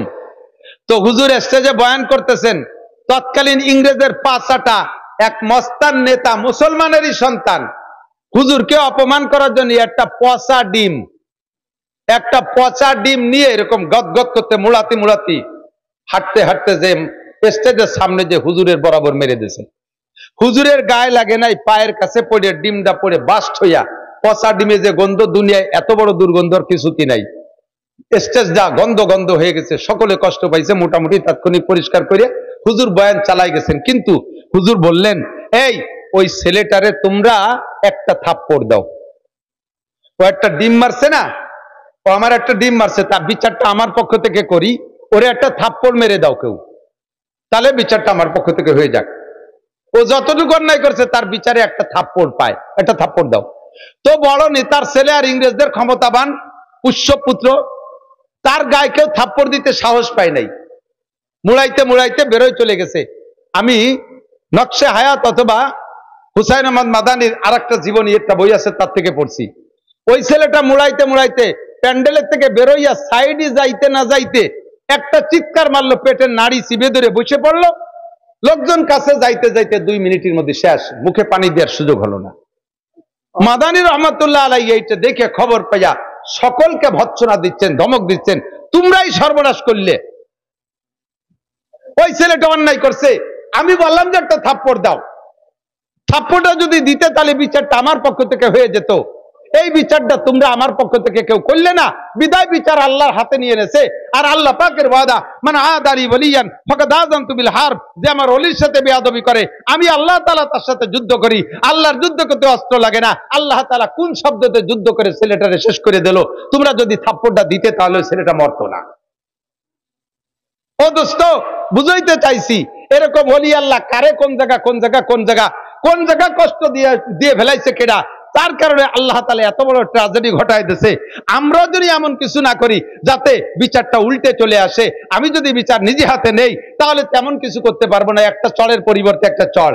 বাকি যদি আমি ধৈর্য ধারণ করি, আমার উপরে যে জুলুম বিগত কেউ করেছে এর বিচার আল্লাহ তাআলা করবে। আর আল্লাহ যদি বিচার করে তাহলে বিচারটা অনেক সুন্দর হবে। কথাগণ ঠিক না? সকলকে সমঝোতার সাথে স্বাভাবিক থাকার পরামর্শ দিচ্ছি, অনুরোধ করতেছি।